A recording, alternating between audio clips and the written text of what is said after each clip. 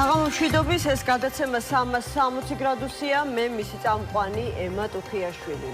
ანაკლიის არ აშენდა. ქართული ოცნების ხელისუფლება მეოთხე მცდელობაზე მიდის და ანაკლიის ღრმაწლოვანი პროექტის მშენებლობის კიდევ ერთ მოდელსა და ეტაპს აცხადებს. დღეს მხოლოდ ის გავიგეთ, რომ ანაკლიის ღრმაწლოვანი პორტი ეგრეთ წოდებული Land Lord-ის მოდელით აშენდება, რომლის 100%-იანი წილის მფლობელი სახელმწიფო იქნება, რომელიც ააშენებს პორტთან დაკავშირებულ საგზაო და სარკინიგზო ინფრასტრუქტურას, საზღვაო და საპორტო ინფრასტრუქტურის მართვასა და განვითარებას თავად უზრუნველყოფს, თუმცა სხვა სახელმწიფო და კერძო კომპანიებთან პარტნიორობით და შემდეგ ამ ინფრასტრუქტურის იჯარით, ასე ვთქვათ, გადაცემას მოახდენს. სხვათა შორის ამდენწლიანი გაურკვევლობის შემდეგ არსებობდა სრულიად სამართლიანი მოლოდინი, რომ ბოლოს და ბოლოს ანაკლიის პორტის შესახებ უფრო მეტს მოვისმენდით და გავიგებდით, მაგრამ დღევანდელმა ბრიფინგმაც შეკითხვა უფრო მეტი დატოვა, ვიდრე პასუხი.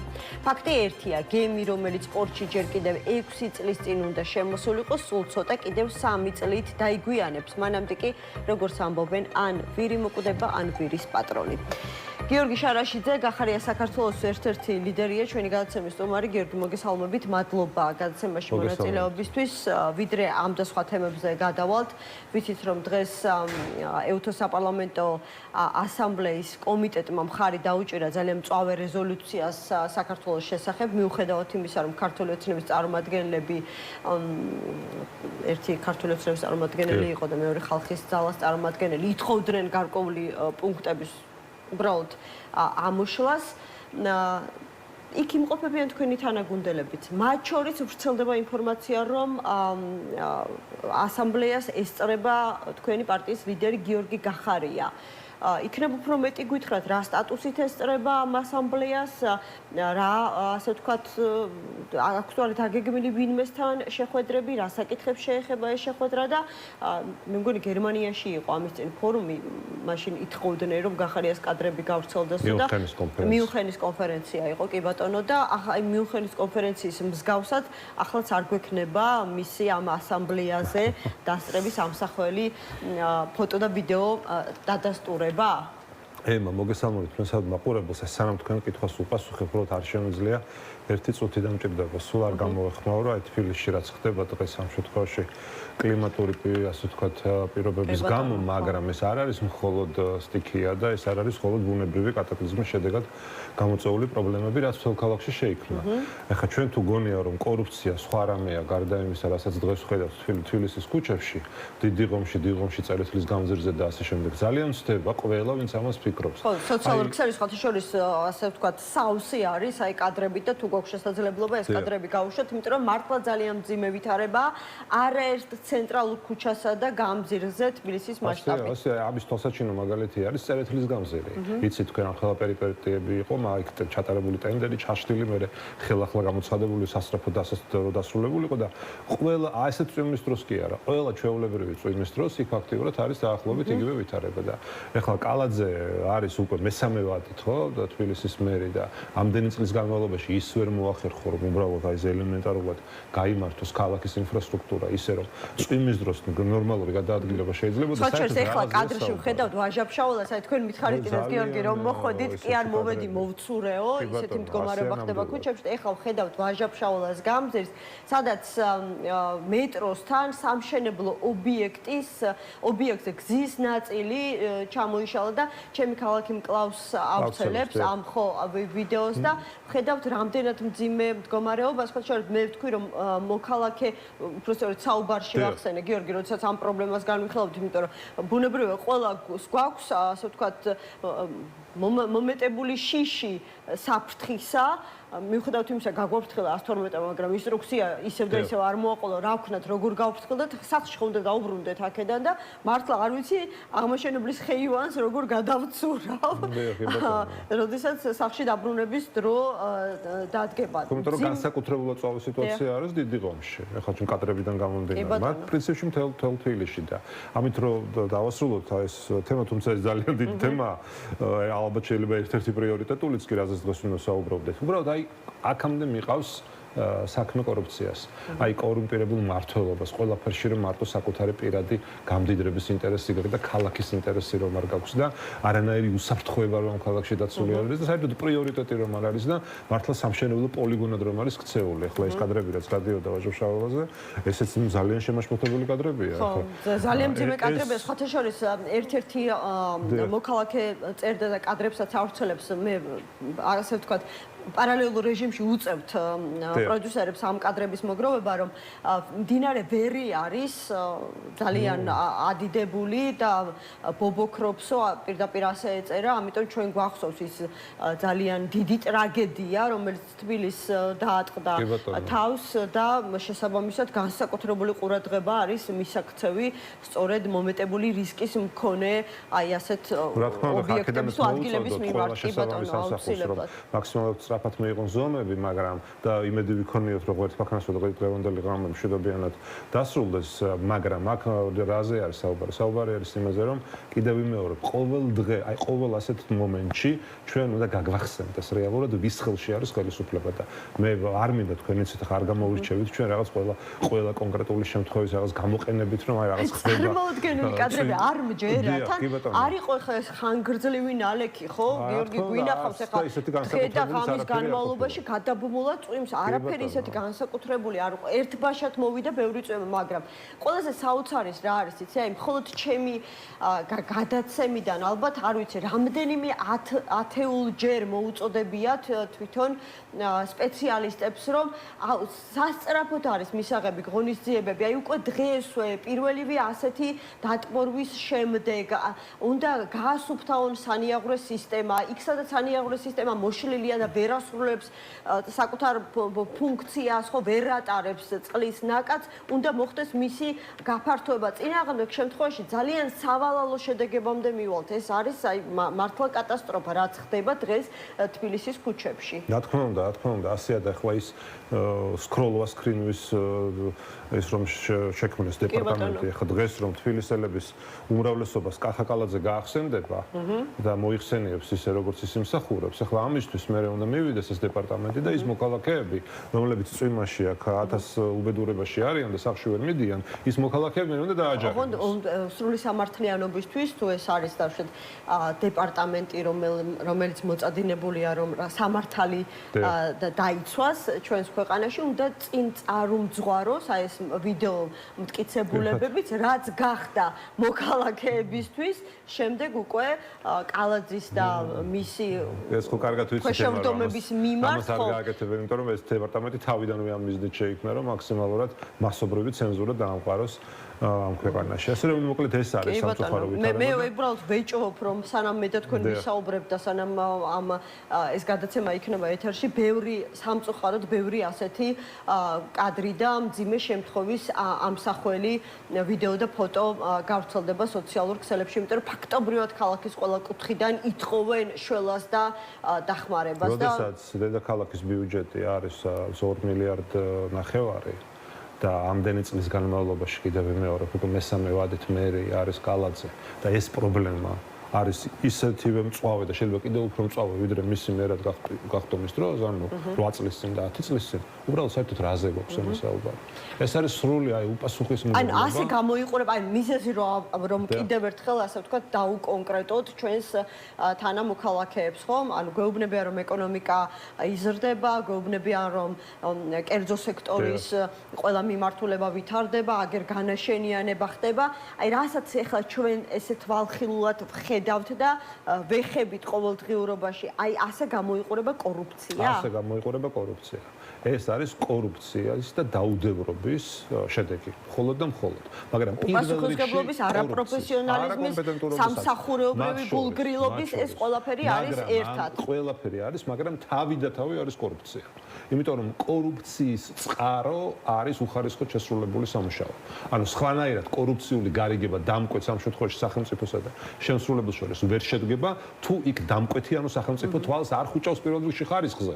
იმიტომ რომ დამკვეთმა ანუ სახელმწიფომ კარგად იცის, როდესაც ის შემსრულებლებისგან ფულს ითხოვს, ანუ ეგრეთ წოდებულ ატკაც, ამ შემთხვევაში ეს ფული მოდის მხოლოდ და მხოლოდ ხარისხზე დაზოგილი წყაროებიდან. და ამიტომ სახელმწიფოა მთავარი პასუხისმგებელი ამაზე. თუმცა ამაზე კალაძე თქვა რომ მე მხოლოდ ჩემს თავზე ვარ პასუხისმგებელია, ხო სხვაზე ვერ ავიღებ პასუხისმგებლობას. იმიტომ რომ ჩვენ რომ ნახოთ ის მილიონები, მაგალითად წერეთლის გამზრს უბრუნდები და ამით დავასრულოთ, ხო?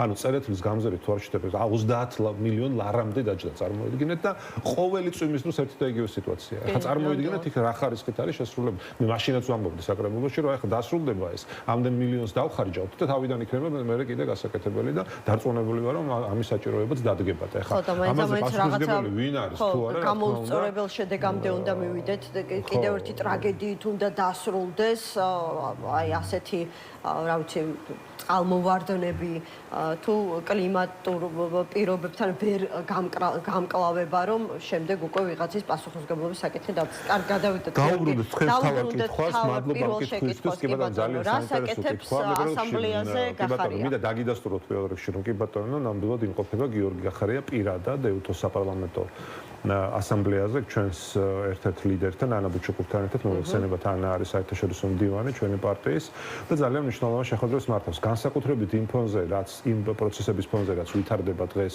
ჩვენი ქვეყნის ტერიტორიაზე როდესაც ფაქტობრივად პუტინს აქვს გაცხადებული პირდაპირ გეგმა რომ გადაიფორმოს ჩვენი ისტორიული ტერიტორია სამაჩაბლო და ეს პროცესები ძალიან დაჩქარებულად მიმდინარეობს განსაკუთრებით ბოლო რამდენიმე თვე აი მაისში იცით თქვენ 9 მაისს გაფორმდა ხომ კრემლში ეს ხელშეკრულება ურთიერთთანამშრომლობის გაღრმავების რუსეთის ფედერაციასა და ეგრეთ წოდებულ სამხრეთ ოსეთის რესპუბლიკას შორის და მას შემდეგ ფორსირებული ტემპებით აი დაჩქარებულად დუმამ ძალიან დაჩქარებულად ასევე რატიფიცირება მოახდინა მე იქ მოხდა იცი წარმომადგენლის დანიშვნა აი ფაქტობრივად მივიღეთ ვითარება როდესაც უკვე ანექსია აქამდეც იყო მაგრამ ფაქტობრივად არის აი ამ ანექსიური პროცესების დაჩქარება და ბოლომდე მიყვანა და ამაზე უბრალოდ ოცნება დუმს და ჩვენ აი სხვათაშორის ახლა ის მთელი ყველაზე დღეს ყველაზე ცნობილი ამბავი რაც პარლამენტში მოხდა და რაც იკადრა ხო ოცნება აქედან მოდიოდა მე ადრეც თქვი ახსენე რომ სწორედ აი ამ ჩვენს მიერ დაინიცირებული რეზოლუცია სწორედ ის ბრიფინგი რომელიც კობახიძის ანგარიშის დღეს ჩვენ დილის პარლამენტში ჩავატარეთ სწორედ ჩვენს მიერ დასმული კითხვები ამ ანექსიაზე რასაც მას პასუხი საერთოდ არ ქონდა და რას ამბობდა იცით აი ამოიღეთ ერთადერთი რომ ვეღარ მიპასუხა და დაზუსტებაც რომ ამაზე მქონდა მე დამაზუსტებელი კითხვაც ერთადერთი აი ამოილუღლუღა ძლივს რომ აზვიადებთ ხა რა ანექსიაზეა საუბარია ხო და დღეს ანუ ამით გაღიზიანებულებმა ქართულმა ოცნების წევრებმა დააორგანიზეს თქვენზე ფიზიკური არგარიშწორება. ერთ-ერთი ამით დაიწყო უბრალოდ ეს ამ თემას დაუბრუნდებით, მაგრამ კავშირში არის ამ ეუთოს საპარლამენტო ასამბლეასთანაც. იმიტომ რომ იქ ახლა დღეს ხედავთ როგორების ხედავ, ხო? იქ თითქოს და ვიღაცას უთქვამს ფორსტები ოცნების წარმომადგენლებს რომ სამწუხაროდ საერთაშორისო რეაქცია ამაზე არ არის ისეთი როგორიც უნდა იყოს. დიდი ბოდიში რატო იქნება და როგორ იქნება? როდესაც ზუსტად ჩვენი რეზოლუცია ზუსტად მაგას ვამბობდით ჩვენ რომ ის რომ საერთაშორისო რეაგირება უნდა იყოს მაქსიმალურად ეფექტური ამისთვის. რაღაცნაირად უნდა ხელი შეეშალათ, რომ გიორგი გახარია არ ჩასულიყო ჰააგაში და არ დასწრებოდა აი ამ ჩასვლას არა, ჩასვლას არ ვაკავშირებ, უბრალოდ ვაკავშირებ იმას, რომ თავად ოცნებამ ხმა არ მოიღო ამაზე. და დღეს როდესაც თავად წუწუნებენ, რომ თურმე რეაგირება არასათანადოა და არასაკმარისია. საერთაშორისო თანამეგობრობის მხრიდან თავად არიან ამაზე პასუხისმგებლები, რომ თავად არაფერი გააკეთეს იმისთვის, რომ ამ ანექსიურ პროცესებს მისცემოდა შესაბამისი პოლიტიკური შეფასება, სამართლებრივი შეფასება და ჩვენი რეზოლუციის პროექტი, რომელზეც ხათაშორის ერთ-ერთი მათგანი, ვინც ახლა დღეს იქ იმყოფება, ფიზიკურად ვინც ესწრება ეუთოს საპარლამენტო ასამბლეას, მან იყო ის ადამიანი იყო, ვინც პოლიტიკური კეკლობსობა უწოდა. და თურმე პოლიტიკური კეკლობსობა რეზოლუციის უბრალოდ ანექსიის საწინააღმდეგო რეზოლუცია? ხო, გითხარით ეს კითხვა იყო მათ შორის ერთ-ერთი და დაუბრუნდებით ამას ახლა. ხო, რა მიზანი თუ მისია აქვს? მიზანი ეს არის, ამის ახსნას ვთქვი, როდესაც ხელისუფლება ხმას არიღებს, არაფერს აკეთებს. ყველაზე მნიშვნელოვანი პროცესისთვის, ანუ ანექსიური პროცესის გასაპროტესტებლად. ამ შემთხვევაში ვინ-ვინ და რა თქმა უნდა ოპოზიციონერი ლიდერი რჩება ერთადერთი, რომელსაც ეს უნდა გააკეთოს. ეს არაერთხელ გაუკეთებია გიორგი გახარიას, მინდა გითხრათ, ეს არ არის პირველი შემთხვევა, რა თქმა უნდა, ეს ევროპაში რო იმყოფება, მთელ მისი ყოფნას იყენებს იმისთვის, რომ მაქსიმალურად იმუშაოს ევროპულ სივრცეში და მიუხედავად უსაფრთხოების კონფერენციაც გახსოვთ და ეხლა უკვე ჰააგაში ამ შემთხვევაში ეუთოს საპარლამენტო ასამბლეა და მისი მთავარი მიზანი სწორედაც რომ ანექსიის პროცესების მით უმეტეს თუ მიზანი აი ასეთი მნიშვნელოვანია და სახელმწიფოებრივი, რატომ არ სურს მას რაღაცნაირად უფრო მეტი ტრანსპარენტულობა ამ პროცესში? აი რა შეიძლება ეს ყველაფერი უკავშირდებოდეს? ეს თავად წყვეტს მაიცით ახლა მე იმის თქვა არ მინდა რომ ის არაზრუს ფოტოებს არ აქვეყნებს და ასე შემდეგ, მაგრამ არის ვითარება, როდესაც ამ მისაჭიროებას თავათulis საჭიროებს და აკეთებს, არის ვითარება, როდესაც ბევრი სხვა ფაქტორის გათვალისწინებით ის ამისგან თავს იკავებს, მოდი ასე ვთქვათ, ხომ? ამიტომ ეს არ არის მთავარი. მთავარი არის ის, რომ იმ ვითარებაში, როდესაც დღეს არის დაჩქარებული ანექსია, რომელიც ნომერ პირველი თემა უნდა იყოს დღეს სახელმწიფოში, აი ნომერ პირველი უბრალოდ სხვა ამაზე აქტუალური არც ვიცი, რა შეიძლება იყოს და ამაზე ხმას უბრალოდ არ ოცნება, როდესაც შენ ხარ ოპოზიციაში, მაგრამ ღირსეული პოლიტიკური ლიდერი, რომელსაც მიხმა, მიგიწუდება, კონტაქტებიც გაქვს, ასე ვთქვათ, შენი საკუთარი ავტორიტეტიც გაქვს და შეგიძლია ეს გამოიყენო შენი ქვეყნისთვის, ბუნებრივია, ისეთი პასუხისმგებლიანი პოლიტიკოსი, როგორც გიორგი გახარია, ამას გაკეთებს. გასაგებია, რომ ეს მისი არჩევანია, უბრალოდ ხო, რა თქმა უნდა, ბუნებრივია ჩდება შეკითხვა, რადგან არ გვაქვს ამ შეკითხვაზე პასუხი და ხმარჩელობას ვერ დავიწყებთ, იმიტომ რომ უამრავი მიზეზი შეიძლება ამისა არსებობდეს. როდესაც ასეთ საკითხზე ოპოზიციონერის აქტივობა, ასეთ მნიშვნელოვანი საერთაშორისო ტრიბუნის ფარგლებში არის პოლიტიკურადაც ძალიან მნიშვნელოვანი და მომგებიანი, რატომ ცდილობს ის რაღაცა დარჩეს კულისებს მიღმა. და კიდევ ამიტომ არის შემთხვევები ხარ ვიცი შეიძლება კონკრეტულად ჰააგის თემა იყოს კიდეც გამოტანილი არ ვიცი ჯერ თვითთავად გადაწყვეტს ამას არის დამოკიდებული კონკრეტულად ვისთან იყო შეხვედრები და ასე შემდეგ მაგრამ კიდევ მეორე არის ხოლმე გარკვეული მომენტი, როდესაც სხვადასხვა ფაქტორების გათვალისწინებით ის ამისგან თავს იკავებს. მე მგონი ახლა დღეს ეს არ არის საკუთარ თუ ისაუბრებს ძალიან საინტერესოა. გარდა ამ საკითხისა და აი ამ რეზოლუციისა, საინტერესოა საკუთარ кейსზე, საკუთარ ასე ვთქვათ, პრობლემაზე, სამართლებრივ პრობლემაზე თუ ისაუბრებს. არა იმდენად რამდენადაც არ მგონი ახლა ეს შეხვედრები საკუთარი кейსებისთვის გამოიყენოს, მაგრამ ჩორჩანას საქმე ეს პირდაპირ არის დაკავშირებული ანექსიური პროცესებთან სხვათა შორის, იმიტომ რომ აქ სერიოზული ეჭვები ჩდება, რატომ ხდება ის, რომ დღეს საქართველოს ასე ვთქვათ არსებული ხელისუფლება ოცნების სახით ზუსტად იგივე ენით, იგივე ტერმინოლოგიით უყენებს პრეტენზიას საქართველოს ყოფილ პრემიერ-მინისტრს გიორგი გახარიას, როგორც ცხინვალის საოკუპაციო რეჟიმი. და რა თქმა უნდა, ეს ძალიან ბევრი კითხვასთან არის დაკავშირებული და აი ეს ეჭვები, რაც არსებობს, საფუძვლიანი ეჭვები, რომ ეს ყველაფერი სწორედ იმიტომ ხდება, რომ ის საგუშაგოც აგვაღებინონ და ის ტერიტორიებიც დაათმობინონ, იმიტომ რომ ეს ხშირად რო იმეორებენ, რომ დავკარგეთ, ჯერ რა დავკარგეთ, საერთოდ აგორ ბედავენ რომ ამაზე საარავის არაფერი არ დაუკარგავს. პირიქით ის რაც გააკეთა გიორგი გახარიამ თავის დროზე, იმისკენ იყო მიმართული რომ შეგვენარჩუნებინა და კონტროლი გავაგრძელებინა და ამიტომ დღეს ეს თემები ერთმანეთთან გადაჯაჭვულია. ამ ნაწილში დიდი ალბათობით შეიძლება კონდეს კიდეც საკუთარ საქმესთან შემხევლობა, მაგრამ თავარი ისთვისაც გიორგი გახარია და ანა ბუჩუკური ხა დღეს აგარში ყოფილიდან კიდევ მეორე ფარის ის რომ აი ამ ოცნების უმოქმედობის ფონზე აი მათი დანაშაულებრივი დუმილის მე ასე და ეს დავარქმევდი პარლამენტშიც თქვი ზუსტად ასე და კიდევ ერთხელ მინდა გავიმეორო აი ამ დანაშაულებრივი დუმილის ფონზე, როდესაც ჩვენ ხარ პოლიტიკოსი მართალია ოპოზიციაში, მაგრამ მიგიწვდება ხმა, გააქვს შესაბამისი ავტორიტეტი და გავლენები, რა თქმა უნდა, ეს უნდა გამოიყენო იმისთვის, რომ ეს ხმა მაქსიმალურად ხმამაღლა ისმოდეს ისეთ მნიშვნელოვან პლატფორმაზე, როგორც არის ევროპის გიორგი, თქვენთან გავაგრძელებ კიდევ არაერთ საკითხზე საუბარს, რადგან აი მართლაც სოციალურ ქსელებში არ წდება, არ ვიცი. შეიძლება მღელვარება, მოდი ასე ვთქვათ, ამინდთან და ამინდით გამოწვეული პრობლემების თაობაზე ყავს ახლა ჩართვით გიორგი ჯაფარიძე, რომელიც გახლავთ ჩემი ქალაქი მკლავს დამფუძნებელი. გიორგი, მოგესალმებით, მადლობა გადაცემაში მონაწილეობისთვის. მოკლედ, მხოლოდ თქვენმა ორგანიზაციამ არაერთი მძიმე ფაქტის ამსახველი ვიდეო გაავრცელა. ეს ეხება როგორც აღმაშენებლის გამზირს, უბრალოდ აღმაშენებლის ხეივანს, ეს ეხება როგორც დიდ დიღომს. ვნახეთ კადრები, რომ ძალიან მძიმე მდგომარეობა არის მოსული ნალექის შედეგად ვაჟა-ფშაველას მეტროს მიმდებარე ტერიტორიაზე.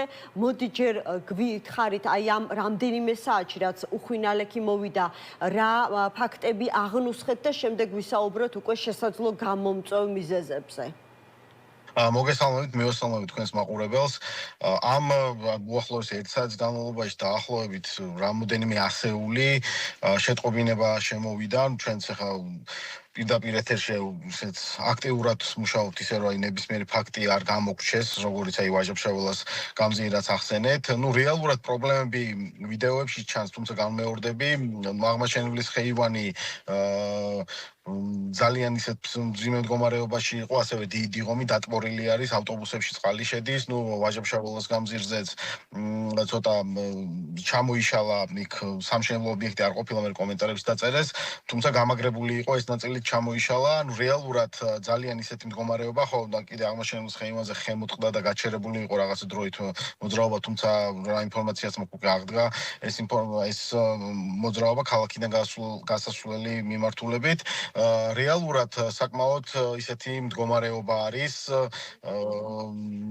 არსებული მონაცემებით საკმაოდ მძიმე მდგომარეობა არის დღეს ქალაქში მწვიმიდან გამომდინარე, რაც ალბათ გამოწვეული არის სანიაღვრე სისტემის პრობლემით ან უხვინ ალექით, იმიტომ რომ ამას ჭირდება რა თქმა უნდა სისტემური ყურადღება, იმიტომ რომ ყოველი წვიმის დრო ჩვენ ხედავთ რომ თქვა დიდი ღომი დატბორილი იტყორება, ანუ ამ წვიმის შედეგად და ამას ჭირდება ალბათ რაღაცა თუ დასამატებელი ან რაღაც კომპლექსური მიდგომა რომ არ მოხდეს მსგავსი შემთხვევები, რაც ახლა ხდება დიდ ღომში და არა მარტო დიდი ღომში აღმაშენებლის ხეივანზეც, ნუ ვაჟა-ფშაველას გამზირზე უხვინ ალექისგანაც იყო, თუმცა იქ ცოტა სხვა პრობლემა იყო ჩამოშლასთან დაკავშირებით. ამიტომ ეს არის ინფორმაციები, ესეთი არის კიდე სხვადასხვა საბურთალოზეც არის უხვინი აღვარი და სხვადასხვა უბნებშიც, რაც ასევე ჩანს ამ უხვინ ალექის შედეგად გამოწვეული, რაც იყო არსებული მდგომარეობა. კი ბატონო, გიორგი, ჩვენ გვახსოვს რომ ივნისის ბოლო იყო თუ არ ვცდები, როდესაც ასევე მოვიდა უხვინ ალექი, რომელსაც თან ახლდა ან ივლისის დასაწყისი ზუსტად არ მახსოვს, ნუ ყოველ შემთხვევაში არაუმეტეს 2 კვირა არის გასული, მას შემდეგ რაც სეტყვა მოვიდა, მათ შორის იყო დიდი ღომი, მათ შორის იყო გლდანის ტერიტორია, თემქა, მუხიანი და მაშინაც სწორედ ასე დაიტბორა ცენტრალური გზები და ქუჩები, ავტომობილებით გადაადგილება იყო ფაქტობრივად შეუძლებელი. მაშინვე ითქვა, რომ ქალაქში დგას ბევრგან სანიაღვრე სისტემის პრობლემა. ხომ არ გაქვთ ინფორმაცია აი ამ 2 კვირიან შუალედში მოსალოდნელი უხვინ ალექების ფონზე, იმიტომ რომ დღეს სხვათა შორის დილიდან მოქალაქეები თვითონ 112-მა გააფრთხილა, რომ აღმოსავლეთ საქართველოში, განსაკუთრებით კახეთის რეგიონში არის მოსალოდნელი სწორედ აი ასეთი მძიმე კლიმატური თუ მეტეოროლოგიური მოვლენები, ხომ? გააკეთეს რამე, არ ვიცი, გაწმინდეს 2 კვირაში ხა რისი მოსწრება შეიძლება და არის გაწმენდითი სამუშაოების დაწყება სანიაღვრე სისტემებთან დაკავშირებით. ხომ არ შეგინიშნავთ? ამასთან დაკავშირებით რეალურად არ მაქვს ინფორმაცია, თუმცა ფაქტი რეალურად ჩანს კიდევაც, ეს სიტყვით არ გადმოიცემ, ვიდეოებში ჩანს ეს ყველაფერი, თუ რა მდგომარეობა იყო დღეს და შეიძლება ახლაც რა მდგომარეობა არის დიდი ღომში და აღმაშენებლის ხეივანზე. რეალურად ამას კიდევ ერთხელ გამეორდები, სჭირდება პირველ რიგში სანიაღვრე სისტემების მონიტორინგი, მეორე მარტო სანიაღვრე სისტემაც არ არის, ეხლა დიდი ღმის მაგალითი რო ავიღოთ, არის ქაოტური განაშენიანება. იმდენი корпуსი არის ჩადგმული, შეიძლება ვეღარც იტევს ის სანიაღვრე სისტემა უკვე ამხელა корпуსებს და ამხელა ნაკადს, რამაც შეიძლება გამოიწვია არსებული პრობლემები, რაც არის დღეს. ამას ჭირდება რა თქმა უნდა სიღრმისეული კვლევა, თუ სანიაღვრის პრობლემა არის, გაწმენდის პრობლემა, რა თქმა უნდა სანიაღვრის სისტემა უნდა იყოს გაწმენდილი, რომ არ მივიღოთ ის მდგომარეობა, რაც იყო ავტობუსში შედიოდა წყალი და იქ ავტომობილები იტყორებოდნენ. ხო, ანუ რეალურად ამას ჭირდება, კიდევ ერთხელ გამეორდები, კომპლექსური მიდგომა, ინდივიდუალურად ნახვა კონკრეტული ადგილების, კონკრეტული ლოკაციების, სადაც იტყორება, თუ რაში არის პრობლემა. თუ ამბობთ, რომ სანიაღვრო სისტემის პრობლემა არის, რა თქმა უნდა რაღაცა უნდა მოხერხდეს, იმიტომ რომ ყოველი წვიმის დროს თუ ეხა დაიტყორა ქალაქი, ნუ არ ზდება იდეაში არაფერში, ხო? აქედან გამომდინარე რაღაცეები არის შესასვლელი, რაღაცეები არის გამოსასწორებელი, სიღრმისეული კვლევა არის კიდევ ერთხელ გამეორდები, ჩასატარებელი პრევენციული მიზნით, იმიტომ რომ წვიმები ყოველთვის არის და იქნება და ეხა ყოველი წვიმის დროს კიდევ ერთხელ ვიტყვი, თუ ასეთი მდგომარეობა იქნება, რაც ახლა არის, ნუ რა თქმა უნდა ეს მოსახლეობას უქმნის დისკომფორტს და არა მარტო დისკომფორტს, იქ შეიძლება რაღაც სხვა პრობლემების წინაშე დადგეს ქალაქი და კონკრეტული უბნები. ამიტომ თვითონ მოქალაქეების ჩართულობაც მნიშვნელოვანია თუ ხედავთ თქვა ამ გაჭედილ სანიაღრო სისტემას აუცილებელია ჩვენ გამოგვიგზავნეთ ჩემი ქალაქ კლავს გვერდზე ქალაქის პრობლემები გვაქვს ჯგუფი და იქ შეუულიათ ატვირთონ და რეალურად ხდება ხოლმე ამ საკითხთან დაკავშირებით რეაგირება მოქალაქეების ჩართულობაც მნიშვნელოვანია ოღონდ არა წვიმის დროს იმიტომ რომ ხა იქ არაფერი არ ჩანდა ავტომობილები თითქმის ნახევრამდე იყო დაფარული შეიძლება ახლაც ანალოგიური მდგომარეობა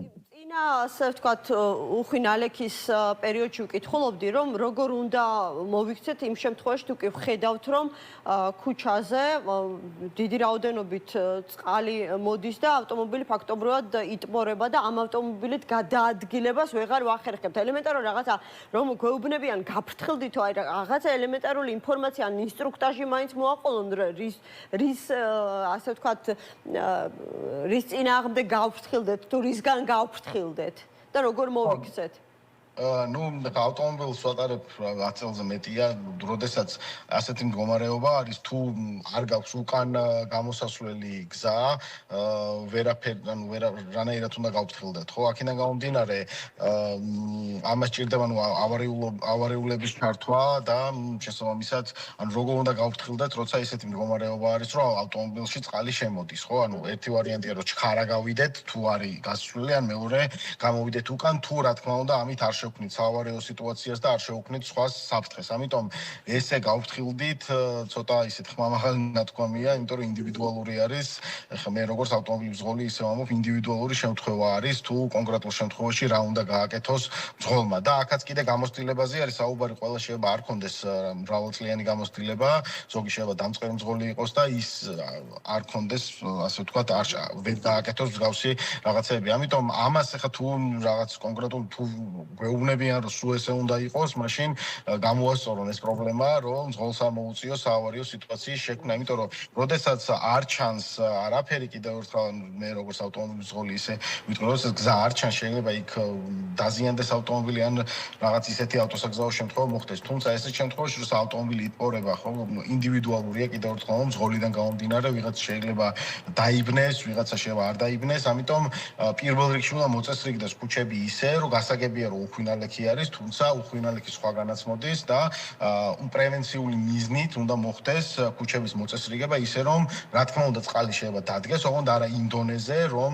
წყალი შევიდეს თქვა ავტობუსში და ავტომობილებში. ამას რა თქმა უნდა შესაბამის სამსახურების ჩართულობა სჭირდება. ამას მოქალაქე ვერ გააკეთებს, მოქალაქიდან გამომდინარე ერთ შეუძლია რომ თუ ნახავს მოქალაქე რომ თქვათ გაჭედილია ასე ვთქვათ სანიაღრო სისტემა აუცილებლად უნდა შეატყობინოს შესაბამის სამსახურს ან თუნდაც გამოგვიგზავნოს ჩვენ რომ დროულად მოხდეს ამ სანიაღრო სისტემის გაწმენდა. კიდევ ერთხელ ვიტყვი რომ შეიძლება ვეღარც უძლებს უბრალოდ დიდი ღმის მაგალითი რომ მოვიყვანო ვეღარც უძლებს ამ ხელა ნაკადს, თუმცა მსგავსი პრობლემები სხვა უბნებშიც იდგა დღეს.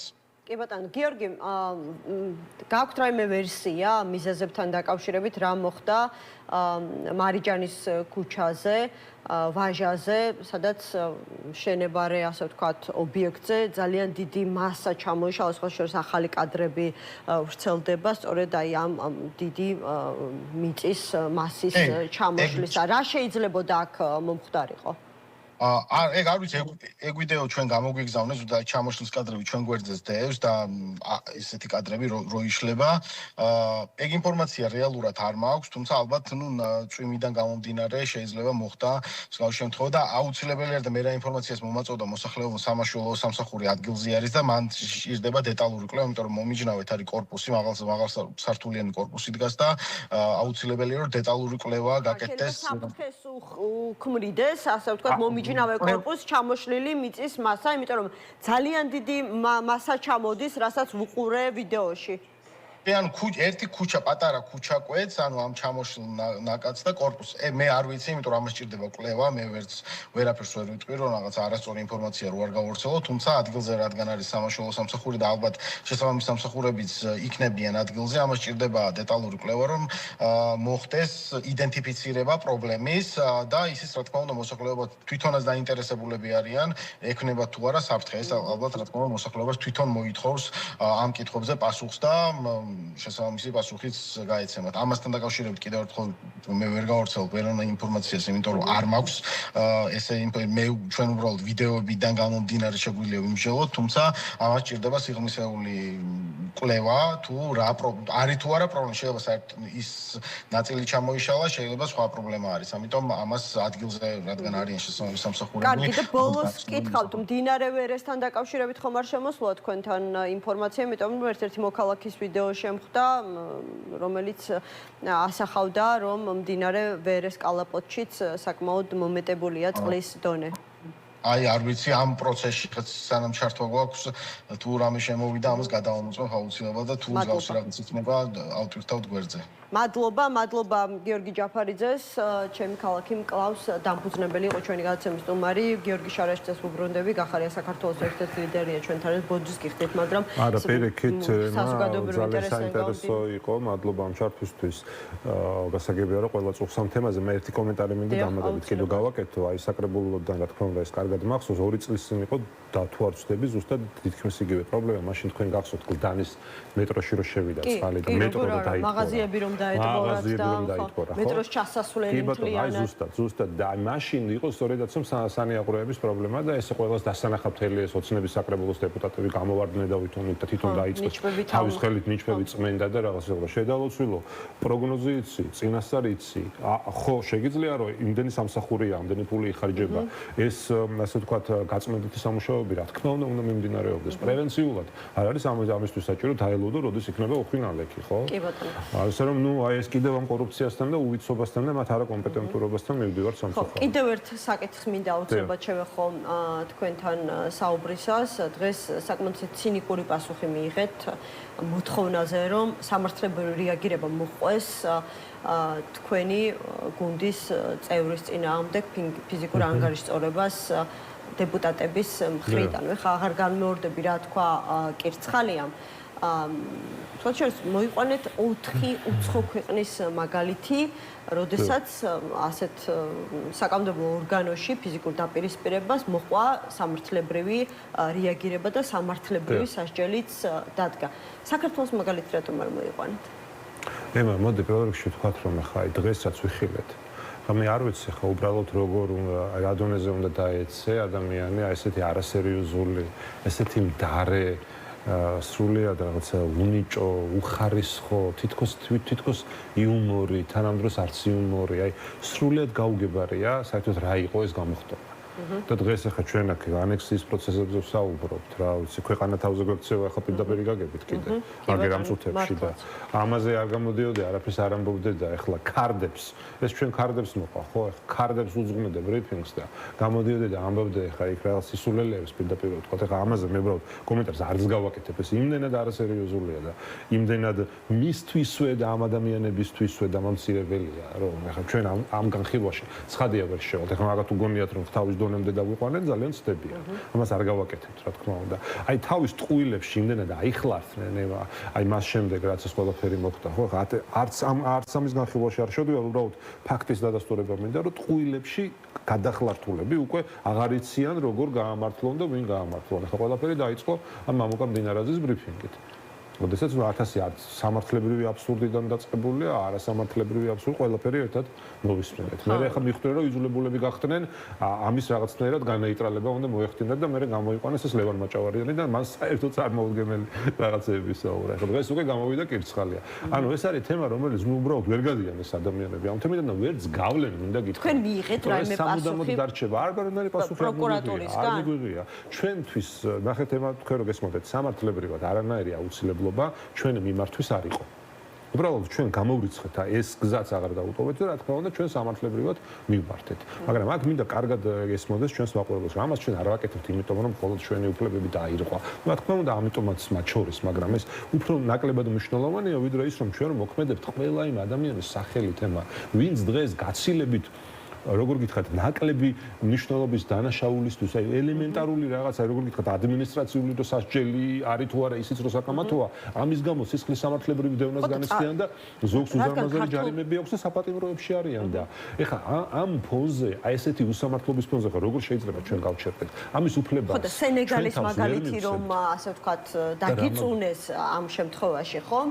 კირცხალიას კომენტარიდან გამომდივარ, როდესაც მსხვერპლი იყო იქ თურმე ორსული დეპუტატი. მოვუყანეთ ქართული მაგალითი. ქართული პოლიტიკური რეალობიდან 2002 წელს, როდესაც პეტრე ცისკარიშვილი კასტეტით დავით საგანელიძეს გაუსწორდა და მაშინ სისხლის სამართლის ძიება დაიწყო. მართალია შედეგამდე ეს შედეგი ამ ყველაფერს სამართლებრივი არ გამოუღია, მაგრამ პრეცედენტი სხვათა შორის აი მიშას ხელისუფლების დროსაც კი არსებობდა, რომ გამოძიება დაიწყო, საქმე აღიძრა, გამოძიება დაიწყო ერთი დეპუტატის მიერ მეორე დეპუტატის ცემის ფაქტზე. ემა ნახეთ, აქ ეხლა ცდილობენ რომ დეპუტატის იმუნიტეტით გაამართლონ მათი დანაშაული.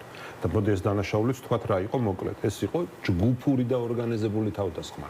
ჯგუფური ორგანიზებული ფიზიკური თავდასხმა პარლამენტის წევრებზე, ხო? რაც სხვათა შორის თავად ერთი წლის წინ, თქვენ ხო გახსოვთ, მთელი რიგი 100-ზე მეტი კანონი რომ მიიღეს ახალი ამ პროფესორი შესაძლებლობები რომ შეიტანეს და რომ დაამძიმეს ყველა კანონი საკუთარი თავის გადასარჩენად და საკუთარი უსაფრთხოების უზრუნველსაყოფად, ხო გახსოვთ? აი მაშინ რა ერთ-ერთ კანონი მინდა გაგახსენოთ, ეს ძალიან მნიშვნელოვანია და ამიტომ იქამდე რა თქმა უნდა არსებობდა კანონი, რომლის მიხედვითაც სახელმწიფო უმაღლესი პოლიტიკური თანამდებობის პირისთვის, ასე ვთქვათ, ფიზიკური თავდასხმა ამ პირზე ისჯებოდა კანონით. თუ დადგებოდა შედეგი, ასე ვთქვათ, დაზიანდებოდა ეს ადამიანი ან რაღაც ჯანმრთელობის ზიანი მიადგებოდა და მე ჩაწერეს ესეთი დაზუსტება შეიტანეს, რომ მიუხედავად დამდგარი შედეგისა, თუ განხორციელდება ფიზიკური თავდასხმა სახელმწიფო უმაღლესი თანამდებობის პირზე, ნებისმიერ შემთხვევაში დანაშაული და სასჯელი არის მკაცრი და ითვალისწინებს 12 წლამდე თავისუფლების აღკვეთას წარმოიდგინეთ და ჩვენ ამ დროს ვიხილეთ არა თუ უბრალოდ ეს დანაშაული, არამედ ეხლა ყველამ კარგად იცის იურისტობა არ არის საჭირო, რომ ჯგუფურობა კიდევ უფრო მეტად ამძიმებს. ამბობენ რომ თვითონ ფარულოვან მოახდინა ამ ყველაფრის პროვოცირება. როგორ შეიძლება შევიდეთ თემა რა ყველა პირველმა მან მოუქნია ხელი დეპუტატის გვარი არ ყველაფერი კარგად ჩანს, ყველამ კარგად ნახა რა იყო და როგორ იყო. ეს შეგვიძლია ჩვენ შევაფასოთ მხოლოდ და მხოლოდ ორგანიზებულ ჯგუფურ თავდასხმად, ეს ერთი და რაც მთავარია აი ამ სისტემური ძალადობრივი რეჟიმის გამოვლენა. რა მტკიცებულებები წარადგინეთ თქვენ საგამოძიებელ მტკიცებულებები არის საჯარო ანუ საჯაროს გარდა კიდევ არსებობს მტკიცებულებები, რომელიც ჯერ საჯარო არ გამხდარა, იმიტომ რომ ჩვენ ვიცით, მათ შორის თქვენი კოლეგა დეპუტატებისგან, ვინც იმავე საღამოს იყო ეთერების სტუმარი, რომ ფიზიკური და სიტყვიერი დაპირისპირება არ დასრულებულა მხოლოდ ხდომათა დარბაზში, სასესიო დარბაზში, გაგრძელდა პარლამენტის დერეფნებში. აი თუნდაც პარლამენტის დერეფნების ამსახველი მოვლენების ამსახველი კადრები არსებობს თუ არა? პარლამენტის დერეფნებში არ გაგრძელებულა, ნამდვილად არ გაგრძელებულა. ახლა რა თქმა უნდა, რაც არ მოხდარა, იმას ვერ ვიტყვით.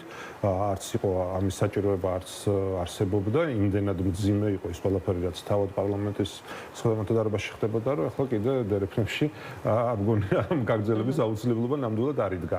ასე რომ ეს არ მომხდარა. არ არის ემა საჭირო არანაირი მტკიცებულება. მე ამიტომ ამბობ, რომ ჩვენი განცხადებაც არ იყო საჭირო.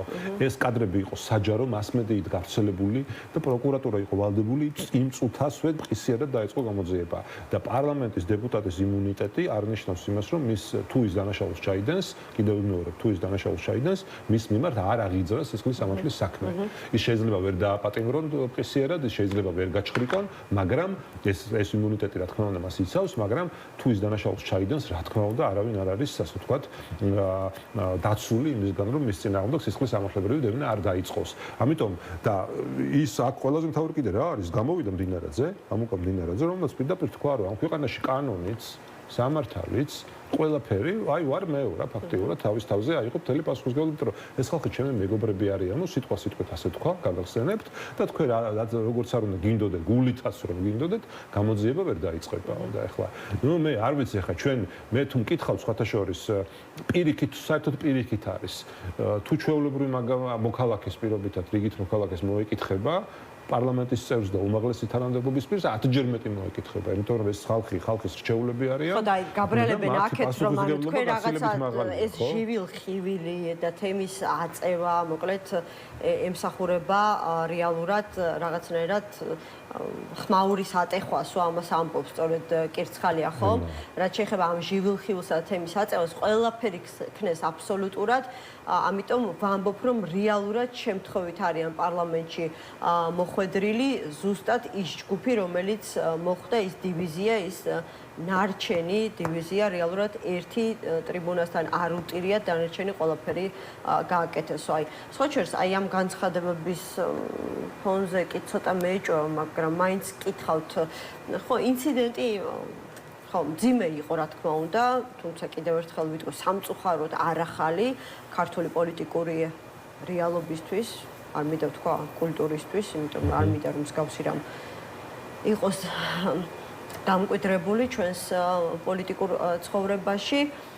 თუ ქონიათ ადამიანური, არ ვიცი, სინანულის განცდა, ვიღაცა თუ დაკავშირებიათ, თუ შეხვედრიათ, რაღაცა პირადად მაინც თუ მოუბოდიშებიათ, თუ თხოვიათ, ხო, კარგი, რაც მოხდა, ხო, არც ერთი ვიყავით დაუშვათ, ან ორივეს რაღაც გარკვეულწილად წვლილი მიგვიძღვის და ეხლა ბოდიშს ვიხდით და მოდი დავამთავროთ ამას. აი, მსგავსი ცდილობა მაინც თუ იყო. ნუ ეხლა პირადად არა, მაგრამ ეხლა თბილისია და ნუ გასაგებია რომ არსებობს გარკვეული ურთიერთობები, მათ შორის რაღაც საერთო ადამიანები, რომლებიც შეიძლება ასე ვთქვათ საერთო კონტაქტებად ჩავთვალოთ და ნუ რა თქმა უნდა ხა არის შიგადაშიგ ესეთი არ ვიცი შემოთვლა დავარქვათ თუ ამას რა რომ აი იცით რაღაცა ნუ აი მე არ მინდოდა მაგრამ რა მექნა და სხვა გზა არ მქონდა და ასე შემდეგ მაგრამ ნუ რაც კიდევ ერთხელ ადასტურებს აბა ჩვენ რო ვამბობთ რომ ორგანიზებული იყო და დავალება იყო გაცემული ვის არ უნდა და იმედია ტალახაძეს და პეტრიაშვილს ხო ვისენდო ნორმალურს ვისენდომებოდა უბრალოდ იმდენად ესეთი სისტემა ема ასე ვთქვათ რომ ანუ არ მეტყვით არ დამისა კონკრეტულად ვის შემოგითვალა არა, არ უნდა ეხა ამას არც დავა კონკრეტებ ამას არც ვიკადრებ, მაგრამ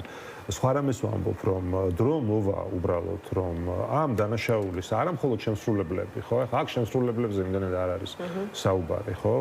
არამედ ორგანიზატორი და რომელიც ზარბაში იჯდა, ხო, პირდაპირ თქვა და მან ფაქტობრივად თავადვე დაადასტურა, რეალურად და კადრებშიც ხომ ჩანს. კობახიძე? არა, კობახიძე, არა, მდინარაძე. მდინარაძე. ხო, ნუ აბა რა თქმა უნდა, ხო თვითონ დაადასტურა ეს ფაქტობრივად და კადრებში ხომ არის. ეხლა იმ რატო გამოვიდა მე მაჭავარიანი, რატო გახდა იძულებული რომ დაეწყო გამართლება, რომ იქ რა სამ სიტყვას ამბობს კადრში და იქ მთელი ლექცია წაუკითხა თურმე იმ რა ქვია მდინარაძემ როგორ უნდა შეიკავონ თავი ჩხუბისგან და ამ დროს პირდაპირ ჩანს რომ სწორედ მდინარაძის დავალების მერე მოდის ეს კაცი და გამალებით იწყებს ჩხუბს, ხო და ну არ ვიცი ხა ამის მერე ხა უბრალოდ ამდენი ტყუილის მერე უბრალოდ რაზე არის საერთოდ საუბარი და ამიტომ ჩვენ მე ვერ დავამთავრე და იმის ახსნა მინდა ხო რომ ჩვენთვის მთავარი არის ემა რომ ეს საქმე ბოლომდე მივიდეს არა იმიტომ რომ ჩვენ კიდევ ვიმეორებ ჩვენი უფლებები დაირღვა არამედ იმიტომ რომ ათობით და ასობით ადამიანი დღეს სრულიად უსამართლოდ იხდის სასჯელს აბსოლუტურად არაადეკვატურ სასჯელს არაპროპორციულ სასჯელს ადმინისტრაციულ სისხლის სამართლებრივ თუ ასე შემდეგ ეხა უბრალოდ ზიამაღლობას ყველაზე ხშირად ვამბობ ყველაზე თვალსაჩინო გამოხატულებაა იმიტომ რაღაცა ფიზიკურ შეხებასთან აქვს არის დაკავშირებული ხო ეს საქმე რაღაცა თურმე ხელი როგორ გააწნა მას შემდეგ რაც არაერთი შეურაცხყოფა მიაყენეს მას ხო და თურმე როგორ აეწვა ის ლოყა და როგორ გაუწევდა პოლიციელს და აქ ამ შემთხვევაში პარლამენტის შემთხვევაში ათობით ადამიანი ესე ფიზიკურად უმოწყალოდ ცემს საკუთარ კოლეგებს და ეს თურმე დანაშაული არ არის ამის პრეცედენტი თურმე არ არსებობს და დაუდოთ ჩვენ ყოველდღე ფაქტობრივად ქართს ვაქვეყნებთ და შევახსენოთ ახლა მაყურებელს დიდი ბრიტანეთი საბერძნეთი მარტო სენეგალზე რო საუბრობენ ან თუნდაც ან ეს საერთოდ აღარ მინდა საუბარი ამ მოსულობის თემაზე საერთოდ იმდენად უბრალოდ სრულიად ამაზრზენია ხო მაგრამ კი ბატონო სენეგალი საბერძნეთი ვთქვი სამხრეთ კორეა ანუ ეს ქვეყნები არსებობს რა თქმა უნდა და ეს პრეცედენტები არსებობს და ამასაც რომ თავი დავანებოთ რა გინდა თვითონ საუბრობდნენ კაცურ თავმოყარეობაზე ხომ აი ვერ მოითმინეს რომ თქვენ ასე წავეთ თუ შეურაცხყოფა მიაყენეთ საპარლამენტო აი როდესაც აი სრული პასუხისმგებლობით ფაქტობრივად არაობა უწოდეთ კობახიძეს სრული პასუხისმგებლობით რომელიც ესწრებოდა ალიევის და ბიძინა ივანიშვილის შეხვედრას ჩვენ რომ ნახოთ აი ეს ანგარიში თავიდან ბოლომდე ყველა ჩვენი გამოსვლა უკლებლივ თითოეული სიტყვა თითოეული ჩვენი გუნდის წევრის გარდა კომპეტენციისა, გარდა პოლიტიკური ეთიკის ბოლომდე დაცვისა, ვერაფერს ვერ ნახავთ. რა თქმა უნდა იყო მწვავე და ესეც არის ჩვენი როლი, რომ ჩვენ უნდა ვიყოთ მწვავე და უნდა ვიყოთ კრიტიკულები და მათ რომ არა აქვთ იმის უნარი, რომ მწვავე კრიტიკა მოისმინონ მათ შორის პარლამენტში და არ აქვთ პასუხები ჩვენს კითხვებზე და არ აქვთ არგუმენტები, მერე გადადიან ძალადობაზე. ამას უწოდებთ ჩვენ სისტემურ ძალადობას, როდესაც უკვე პარლამენტშიც გადმოინაცვლოთ ძალადობა, იმიტომ რომ იქ მშვიდობიან დემონსტრანტს ტროტუარზე დგომის გამო აპატიმრებენ. იქ დემონსტრაციებზე ადამიანებზე ძალადობენ და სასიკვდილოდ იმეტებენ, იცით კარგად და ეხლა უკვე პარლამენტშიც, როდესაც უკვე ვეღარ ასე ვთქვათ, ვეღარ შეძლეს უკვე პოლიტიკური დებატის გაგრძელება, გადავიდნენ ძალადობაზე და ეს ხო ხალხმა ნახა. ყველაფერს დაარქვა ხალხმა თავის სახელი. და ამიტომ აი მორალური პასუხისმგებლობა კიდევ უფრო მძიმეა მათი. შეიძლება სამართლებრივ ჯერ ცოტა ხანი გაეცნენ, სანამ ჯერ კიდევ ხელისუფლებაში არიან, მაგრამ პირდები რომ ძალიან მალე სამართლებრივი პასუხისმგებლობაც მოუწევთ, მაგრამ მორალურს ხო ვერ გაექცევიან. ეს მორალური პასუხისმგებლობა იქნება ის, რაც მათ მთელი ცხოვრება გაყვებათ. ეს დაიმახსოვრა. მადლობა, გიორგი შარაშიძე, გახარია საქართველოსთვის ერთ-ერთი ლიდერი იყო ჩვენი გადაცემის სტუმარი. ახლა უნდა გადავინაცვლოთ რომან გოცირიძესთან. მოგესალმებით ბატონ რომან, მადლობა გადაცემაში მონაწილეობისთვის, თუმცა პირველ რიგში მინდა მოგიკითხოთ, როგორ ხართ? მე მგონი უსაფრთხო ადგილას ხართ, მაგრამ თქვენს გარშემო რა ხდება? სადმე რაიმე ხომ არ დაიტბორა? სხვა შორის ძალიან მომეწონა ერთ-ერთი პოლიტიკოსის ხუმრობა, რომ იმდენი ასე ვთქვათ, უხვი წყალი დგება წყალდიდობა ის იმდენად ჩვეულებრივ ამბად იქცა თბილისში, რომ თბილისში ხომ არ გაგვეკეთებინა ერთი კარგი ღრმაწყლოვანი პორტი. თბილისი დიდი ხანია კორუფციის ღრმაწყლოვანი პორტია ჩაძირული და ყველაფერი რასაც ახლა ხედავთ, ამის ეს ჩვენი ჯიბეებიდან ამოღებული ასეულობით მილიონი, ათეულობით კი არა.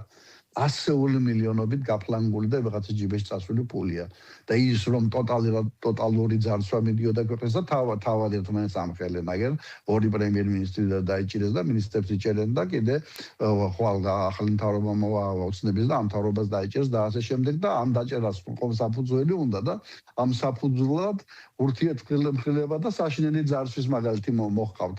იმიტომ რომ რაც კი რაიმე თბილისში შენდებოდა და არაერთხელ გვითქვამს ეს რომ ყველაფერი ჯდებოდა ორმაგი და ნებისმიერი ქუჩა რომელსაც თბილისის მერია არემონტებოდა მელიქიშვილის პროსპექტი აიღია ჭავჭავაძის პროსპექტი ჯერ ერთ დაიწყებდნენ 2 წელი გრძელდებოდა გამოაცხადებდნენ დაუშვათ ღირდა მის რეაბილიტაცია 10 მილიონი უცბად 20 მილიონი გახდებოდა ტენდერებს იგებდა ხელისუფლებასთან დაახლოებულიან მათ მიერ დაფუძნებული კომპანიები წინასწარ აკეთებდნენ დაბალ განაცხადს რეალური ინვესტორი რეალური კონკურენტი ვერ შემოდიოდა იცოდა რომ ამ რაოდენობით ამ სამუშაოს ვერ გასცემდა ის გამარჯვებული გამოდიოდა და შემდეგ უკვე ორმაგ წაუმატებდნენ. აი ახლა გუშინ საოცარი ამბავი მოხდა იმ სპორტის სასახლეში, რომელსაც უყურეთ და რა გმირობა ჩაიდინა თორნიკე შენგელიამ და აი ნატურალიზებულმა ამერიკელმა. საოცარი ისტორიაში შევლენ 37 გოლა ჩააგდო და 6 წუთით ადრე ეს თამაში გეთანხმებით მართლა ძალიან ამაღელვებელი იყო და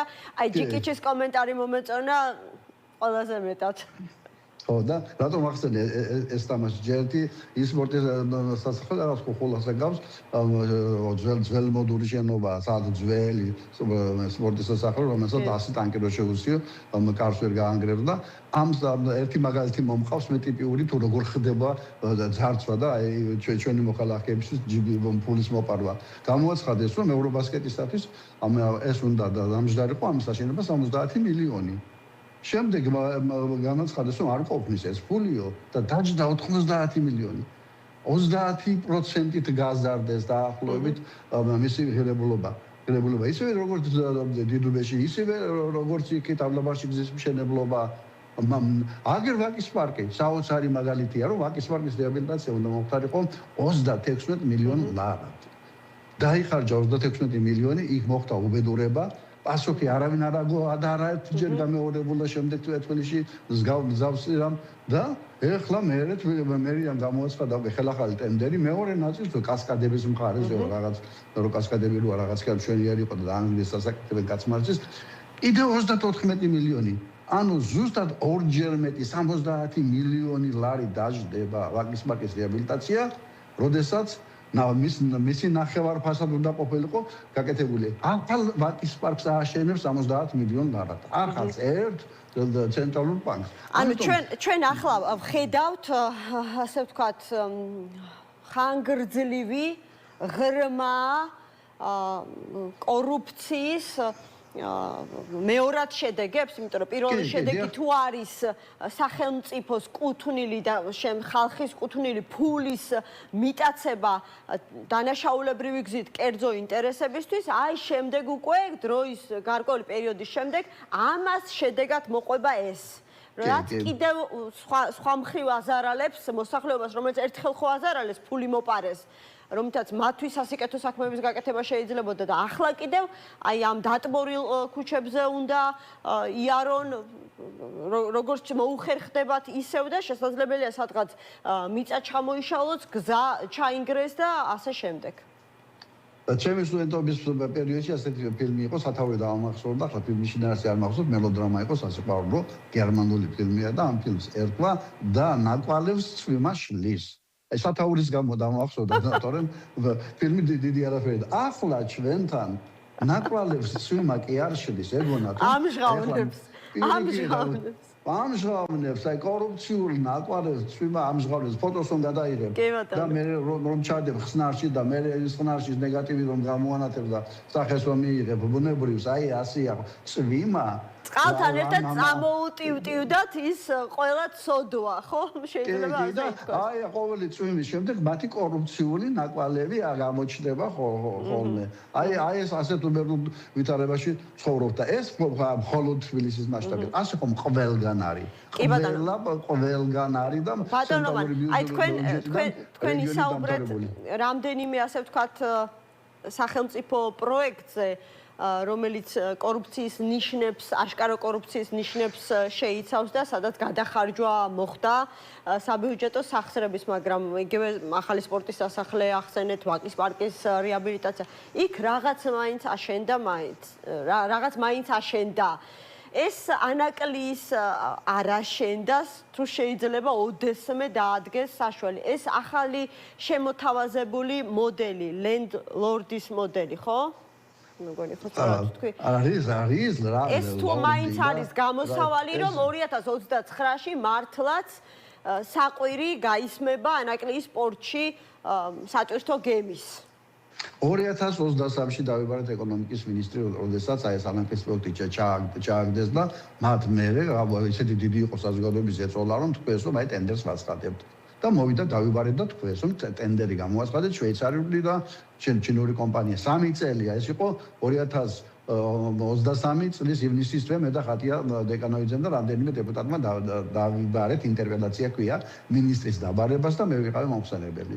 და დაუშვით ეს კითხვები და მათ ქვეს რომ 2026-ში აშენდება პორტი და აი ეგრე დამთავრდება მალე ტენდერი.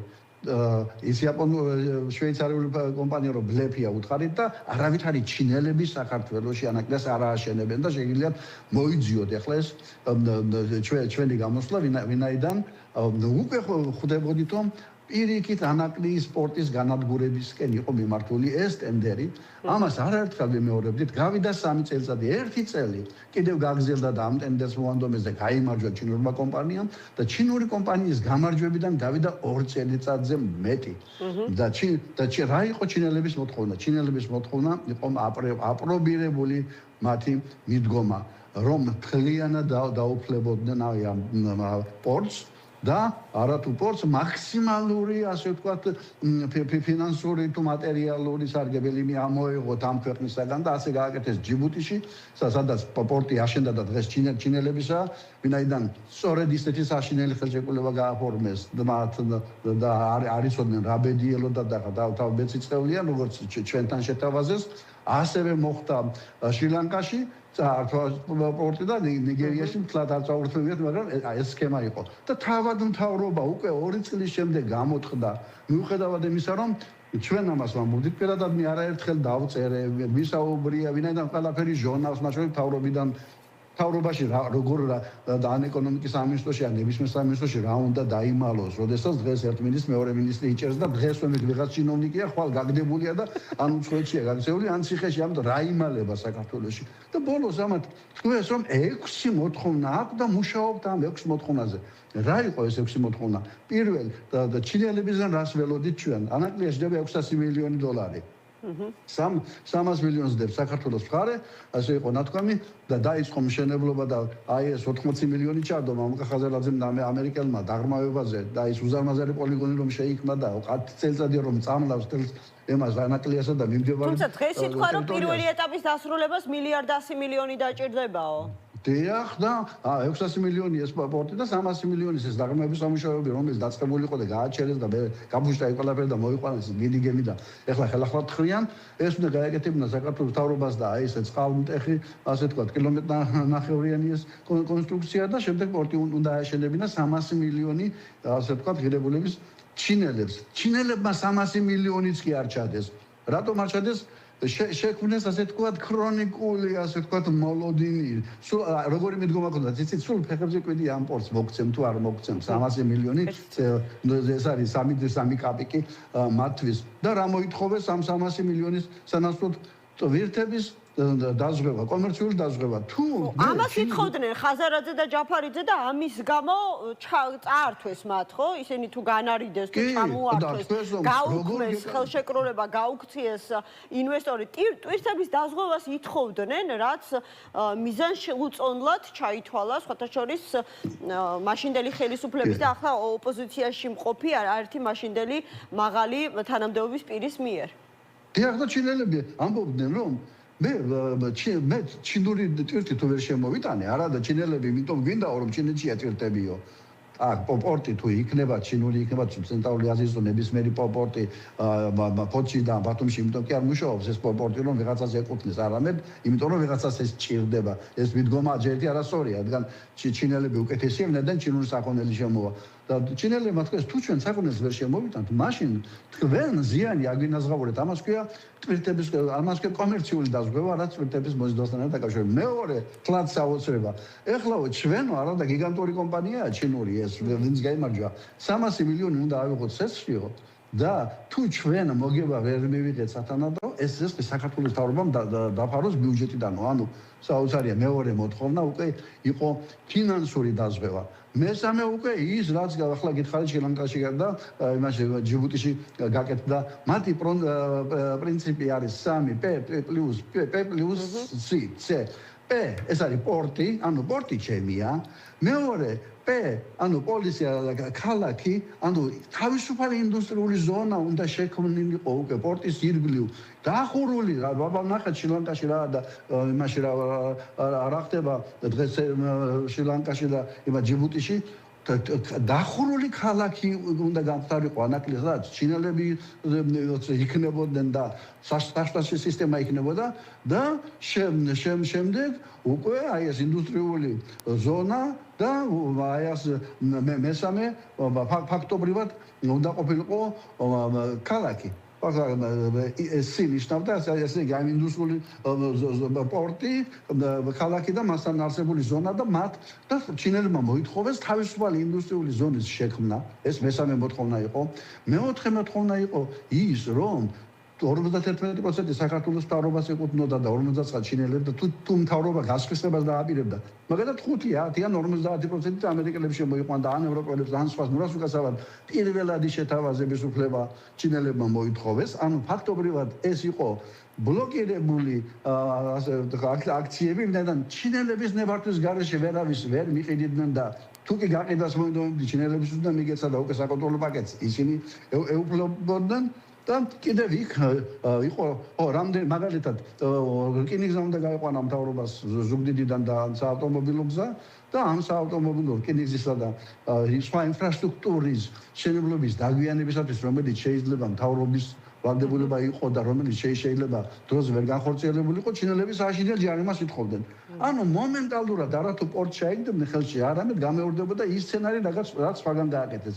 2 წელი ესენი დოყლაპიასავით უყურებდნენ დღესხვალ და ფაქტობრივად ჩინელებმა შეასრულა რუსეთის საქმე ამ პერიოდში აშენდა ანაკლიაზე დიდი პორტი ტამანზე. თუმცა უკრაინელები ბომბავენ და იქ აზოვის ზღვასთან არის და არ გაახარებენ ტამანის პორტს. იქ ამავე დროს ანაკლიის პროექტი, რომელიც 2026-ში იქნება 2028-მდე გადაიწია. ეხლა ამბობენ 2029-ო და იმედში ეკონომიკის მინისტრს წამოწდა 2030. ამ პერიოდის განმავლობაში ეს რაზე მეტყველებს, რომ მართლაც ჩვენ შეიძლება მივიღოთ დღეს თქვენ თქვით კუდრად შობილი პროექტი, აი და გასაგებია რომ რუსეთს არ აწყობს საქართველოში ასეთი სტრატეგიული მნიშვნელობის ინფრასტრუქტურის არსებობა და ჩინელებმა რუსეთის საქმე შეასრულესო, თქვენ ახლა თქვით, მაგრამ მხოლოდ გარე აქტორები ინტერესი შეიძლება ამ არაშენდას პროექტში იკვეთებოდეს. ფოთისპორტს აწყობს ანაკლიაში ასეთი ღრმაწყლოვანი პორტის მშენებლობა. ჩემთან ერთხელ ერთ-ერთმა ყოფილმა ეკონომიკის მინისტრმა, აი ამ ქართული ოცნების ხელისუფლების პირობებში ნამუშევარმა თქვა, რომ სულ ტყუილიავე ხარ რაღაცა ანაკლის ღრმაწყლოვანი პორტის პროექტზე საუბარი, მანამ სანამ იარსებებს ფოთის პორტიო და თუ გავიხსენებთ იმას, ვინ დგას ფოთის პორტის უკან, რთული წარმოსადგენია ხა ვიღაცამ გადაწყვიტოს მისი ბიზნესი ჩაძიროს და ანაკლიის პორტის განვითარება შეუწყოს ხელს. კი, ის ეკონომიკის მინისტრი მოსკოვიდან ჩამოყვანილი ყავდათ და ის ანაკლიის პორტის საწინააღმდეგოდ იბრძოდა, მაგრამ კიდე კარგი ფოთი რომ ახსენეთ. ზოგადად ფოთის პორტი და მისი უცხოელი ინვესტორი, რომელსაც 5 პორტი აქვს რუსეთში და პუტინთან დაახლოებული პირი იყო, მაგრამ უკრაინაში აგრესიის შემდეგ უკვე იძულებული გახდა ფაქტობრივად სანქციების შემდეგ ჩამოცილებოდა, საერთაშორისო მთელ ფორუმებს აწყობდა და ამტკიცებდა, რომ ანაკლი არ ჭირდება საქართველოს.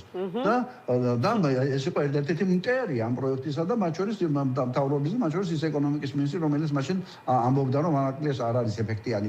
როგორ არ არის ანაკლია ეფექტიანი, როდესაც მაშინ პანდემიის მერე ახალი აბსოლუტურად მიწოდების ჯაჭვები წარმოიშვა და აინგრა ძველი არხები, მერე ავღანეთში ომი დამთავრდა და აგერ 8-20 მილიარდის ტანკები და ყველაფერი ჩაწვა და ამ მსოფლიოში ყველაზე შეიარაღებული ქვეყანაა. ახლა ამერიკამ იარაღი ვერ გამოიტანა და აგერ რუსეთ-უკრაინის ომის შემდეგ, სადაც რუსეთი როგორც ცა გადაკეტილი და საერთოდ დასავლეთში ვერ დაფრინავენ და აგერ გზები და პორტებს ასუშვება უკრაინა ხედავ და აქეთ სანქციები, აქეთ სამხედრო ოპერაციები და სრულად ახალი სუნთქვა ეხსნებოდა უკვე რეგიონს და მათ შორის ანაკლიას და მთელი ეს დრო დავკარგეთ და მე დღეს სწორად იმიტომ განაცხადე, რომ დროის კრიტიკულად მნიშვნელოვანი დროის დაკარგვა, საერთაშორისო ინვესტორის არარსებობა, ვინაიდან საქართველოს მთავრობის მიერ აშენებული პორტი ვის რაში ჭირდება, ამათ მართვა არ იციან და თორემ 600 მილიონი დაждდა აგერ გუდაურის შემოსასვლელი გზა.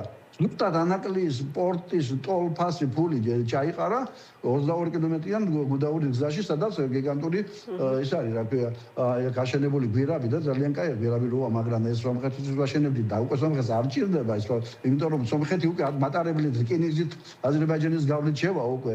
აი აგერ კასპიის ზღვისგან და ჩრდილოეთ კავკასიიდან რუსეთში და მესამე გეოპოლიტიკური ცვლილებები და ახალი ასე თქო სატრანსპორტო აბსოლუტურად სხვა ტრამპის გზა და სხვა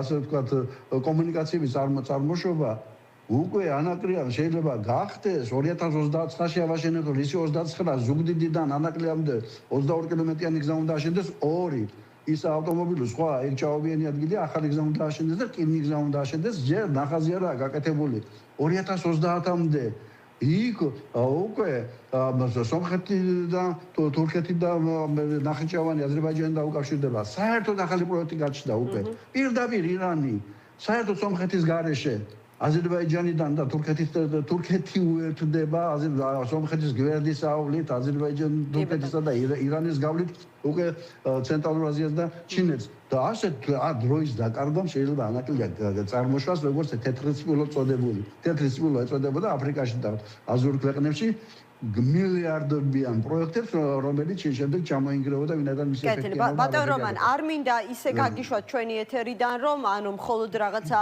ეკონომიკური პროექტების თუ რეფორმების ანალიზით შემოვიფარგლოთ, პოლიტიკურ, უბრალოდ პარტიულ რეფორმებთან, დაანონსებულ რეფორმებთან დაკავშირებითაც მინდა გკითხოთ, თქვენ როგორც ნაციონალური მოძრაობის ყოფილ წევრს, აი რა პერსპექტივა აქვს დაანონსებულ რეფორმას ნაციონალურ მოძრაობაში, სხვათა შორის შესაძლო მომავალმა თავმჯდომარემ რანუკა ჟორჟოლიანმა თქვა, რომ კიო, ლიდერიც მიხეილ სააკაშვილი უნდა იყოსო ამ პარტიისო, რეფორმების გენერატორიცო, თუ არ ვცდები ესეთ შინაარსი იყო და პრემიერობის კანდიდატიცო, რა მოლოდინები გაქვთ, შესაძლებელია თუ არა, რაღაცა რამდენიმე თვეში გონიურულ ვადაში ჩვენ სრულიად გადასხვაფერებული თქვენი ყოფილი პარტია ვიხილოთ. და დიდი ხანია წამოვიდა ნაციონალური მოძრაობიდან, არ მინდა მათ ასეთ შიდა საქმეებში ჩავერიო, ზოგადად შემიძლია ვთქვა, რომ ოპოზიცია არ არის მოწოდების სიმაღლეზე, ეს არ ეხება ნაციონალური მოძრაობა ლანძღავს ყოველდღე არანაციონალური წარმოშობის პარტიებს, გახარიას პარტია იქნება თუ ლელო, ამამედოს ზედმიაყოლებს ნაციონალური მოძრაობიდან გამოყოფილ სხვა პარტიებს ახლები იქნება მელიასთან თუ გვარამიას და არც ესენი აკლებენ ასე ვთქვათ კრიტიკას არც ერთი მხარე. არც ნაციონალური და არანაციონალური წარმოშობის პარტიები და მიდის დიდი დომხალი და ასე ვთქვათ, ნაცვლად იმისა, რომ რაღაც გაერთიანება და რაღაცა შესაძლებელი იყო ყოველთვის და ამდენად გაერთიანება იძახეს, იმდენად დაიშალა, ვინაიდან თავად მიზანი იყო არასწორი, ვინაიდან პარტიები არიან კონკურენტები და ამავდროულად პარტიებს და ძალიან ბევრი რამე აკლია და სამწუხაროდ და პარტიები დაიცალა, მათი ინტელექტუალური ძალა ზოგი მექსიკიდან გაიქცა ამერიკაში და ზოგი ევროპაში და უზარმაზარი შეცდომები დაუშვეს. ამიტომ ზოგადად ოპოზიციის მდგომარეობა არ არის კარგი. ხოლო ნაციონალური მოძრაობას ახლა რეფორმები კი არ ჭირდება. ნაციონალური მოძრაობას ჭირდება ასე ვთქვათ, უკან დახევეს ჩამოცვენებაზე რაღაც ბარიერის გაკეთება. ყოველი წელიწადი ნაციონალური მოძრაობისათვის არის უარესი, ვიდრე წინა წელიწადი. და მომავალი წელის რომ არ იყოს კიდე იმაზე უარესი, აი ამ პროცესის შეჩერება საჭირო. არავითარ ყოველ შემთხვევაში მე ვიცი რა ძალიან კარგად შიდა სამზარეულო და ყოველი ნაბეჯი, ყოველი ნიუანსი, ყოველი განცხადება და ისიც კი ვიცოდი და ძალიან კარგად იციან ნაციონალურ მოძრაობაში იმ ადამიანებმა, ვისაც მე მაქვს კონტაქტი და ერთმა გუშინ მითხრა როგორ ხდება ხოლმე რომ რაღაც 100%-იანი ახდება ხოლმე შენი პროგნოზები და გავიხუმრე ფეხბურთის ვარდღა მეთქი და მე ვიცი როგორ დამთავრდება ყველაფერი, არაფერი კარგად არ დამთავრდება. ამიტომ ჯობია რომ ჩვენც გითხარით გაგვანდეთ ეს პროგნოზი. არა, არ არის ჩემი საქმე, მე ფაქტია რომ ესეთ ცალსახად ნეგატიური მოლოდინები გაქვთ გამომდინარე თქვენი. არ მინდა მე პირველივე წამებში ვიცოდი როგორ დამთავრდებოდა ეს ყველაფერი და აქეთკენ მედის, მაგრამ ეს არ არის უკვე ჩემი საქმე. ნაციონალური მოძრაობის გარეშე ოპოზიციის მიერ ხელისუფლების შეცვლა ვერ მოხდება. იმიტომ რომ ეს არის დაახლოებით უკვე 10%-იანი პარტია. ისევე როგორც ნაციონალური მოძრაობიდან გამოყოფილი მეორე ამავე შიდიდის პარტიის. ისევე როგორც გახარიას პარტია მოწონთ თუ არ მოწონთ, ისიც დაახლოებით 10%-იანია და ისევე როგორც ლელო, ესენი არიან თანაბარტო წონადი პოლიტიკური პარტიები და ამ პარტიებიდან რომელიმე ერთის თუ ჩამოშლა თუ ასე ვთქვათ რაღაც ფორმით აი ამ პროცესიდან წასვლა ეს არ ნიშნავს რომ აქედან და ასე ვთქვათ მოკლებული ზიარჭუჭელის კავანი არ არის. ნაციონალურობის ჩამოშლა არ ნიშნავს მეორე ფლანგის გაზრდილებას. აი ამ არჩევნებში ნაციონალური მოძრაობის ბევრი ხმა წავიდა ქართულ ოცნებაში და ძალიან ბევრი მოისყიდეს კიდევაც იგივე ამომრჩეველი.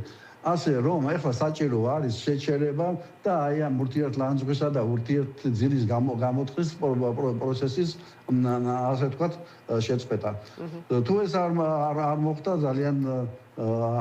ძალიან გაძლდება ამ ხელისუფლების შეცვლა, ვინაიდან ეს ხელისუფლება თავად ძირგამოპალია, აგერ საგარეო ფაქტორები, აგერ შიდა, აგერ უამრავი რამ, ამაზე ერთი ხელი უნდა კრა და უნდა წაიქცეს, მაგრამ ხელის მკვლელები ერთმანეთს კრავენ ხელებს სამწუხაროდ.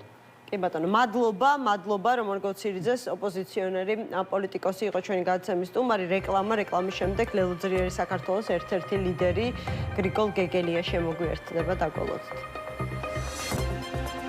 მაშასე გადაცემა 360 გრადუსი დაბრუნდა ეთერში. დღევანდელი დღე ეკონომიკის მინისტრის ბრიფინგით დაიწყო, სადაც გვაცნობეს, რომ უკვე მეოთხე მცდელობაზე მიდის ქართული ოცნების ხელისუფლება და შეეცდება, რომ ახალი მოდელით, Land Lord-ის მოდელით ააშენოს ანაკლიის პორტი, სადაც 100%-ის მფლობელი ანაკლიის ღრმაწყლოვანი პორტისა თავად სახელმწიფო იქნება, იღებს პასუხისმგებლობას, რომ მნიშვნელოვან ინფრასტრუქტურას თავად ააშენებს და შემდეგ უკვე იჯარით გადასცემს სხვადასხვა საერთაშორისო ინვესტორებს, მათ შორის დასახელდა სხვა სახელმწიფო შესაძლო ინტერესებით, რომელიც არც უკვე გამოხატული, მაგრამ ვინაიდან რადგანაც მოლაპარაკებები, ასე ვთქვათ, პროცესშია,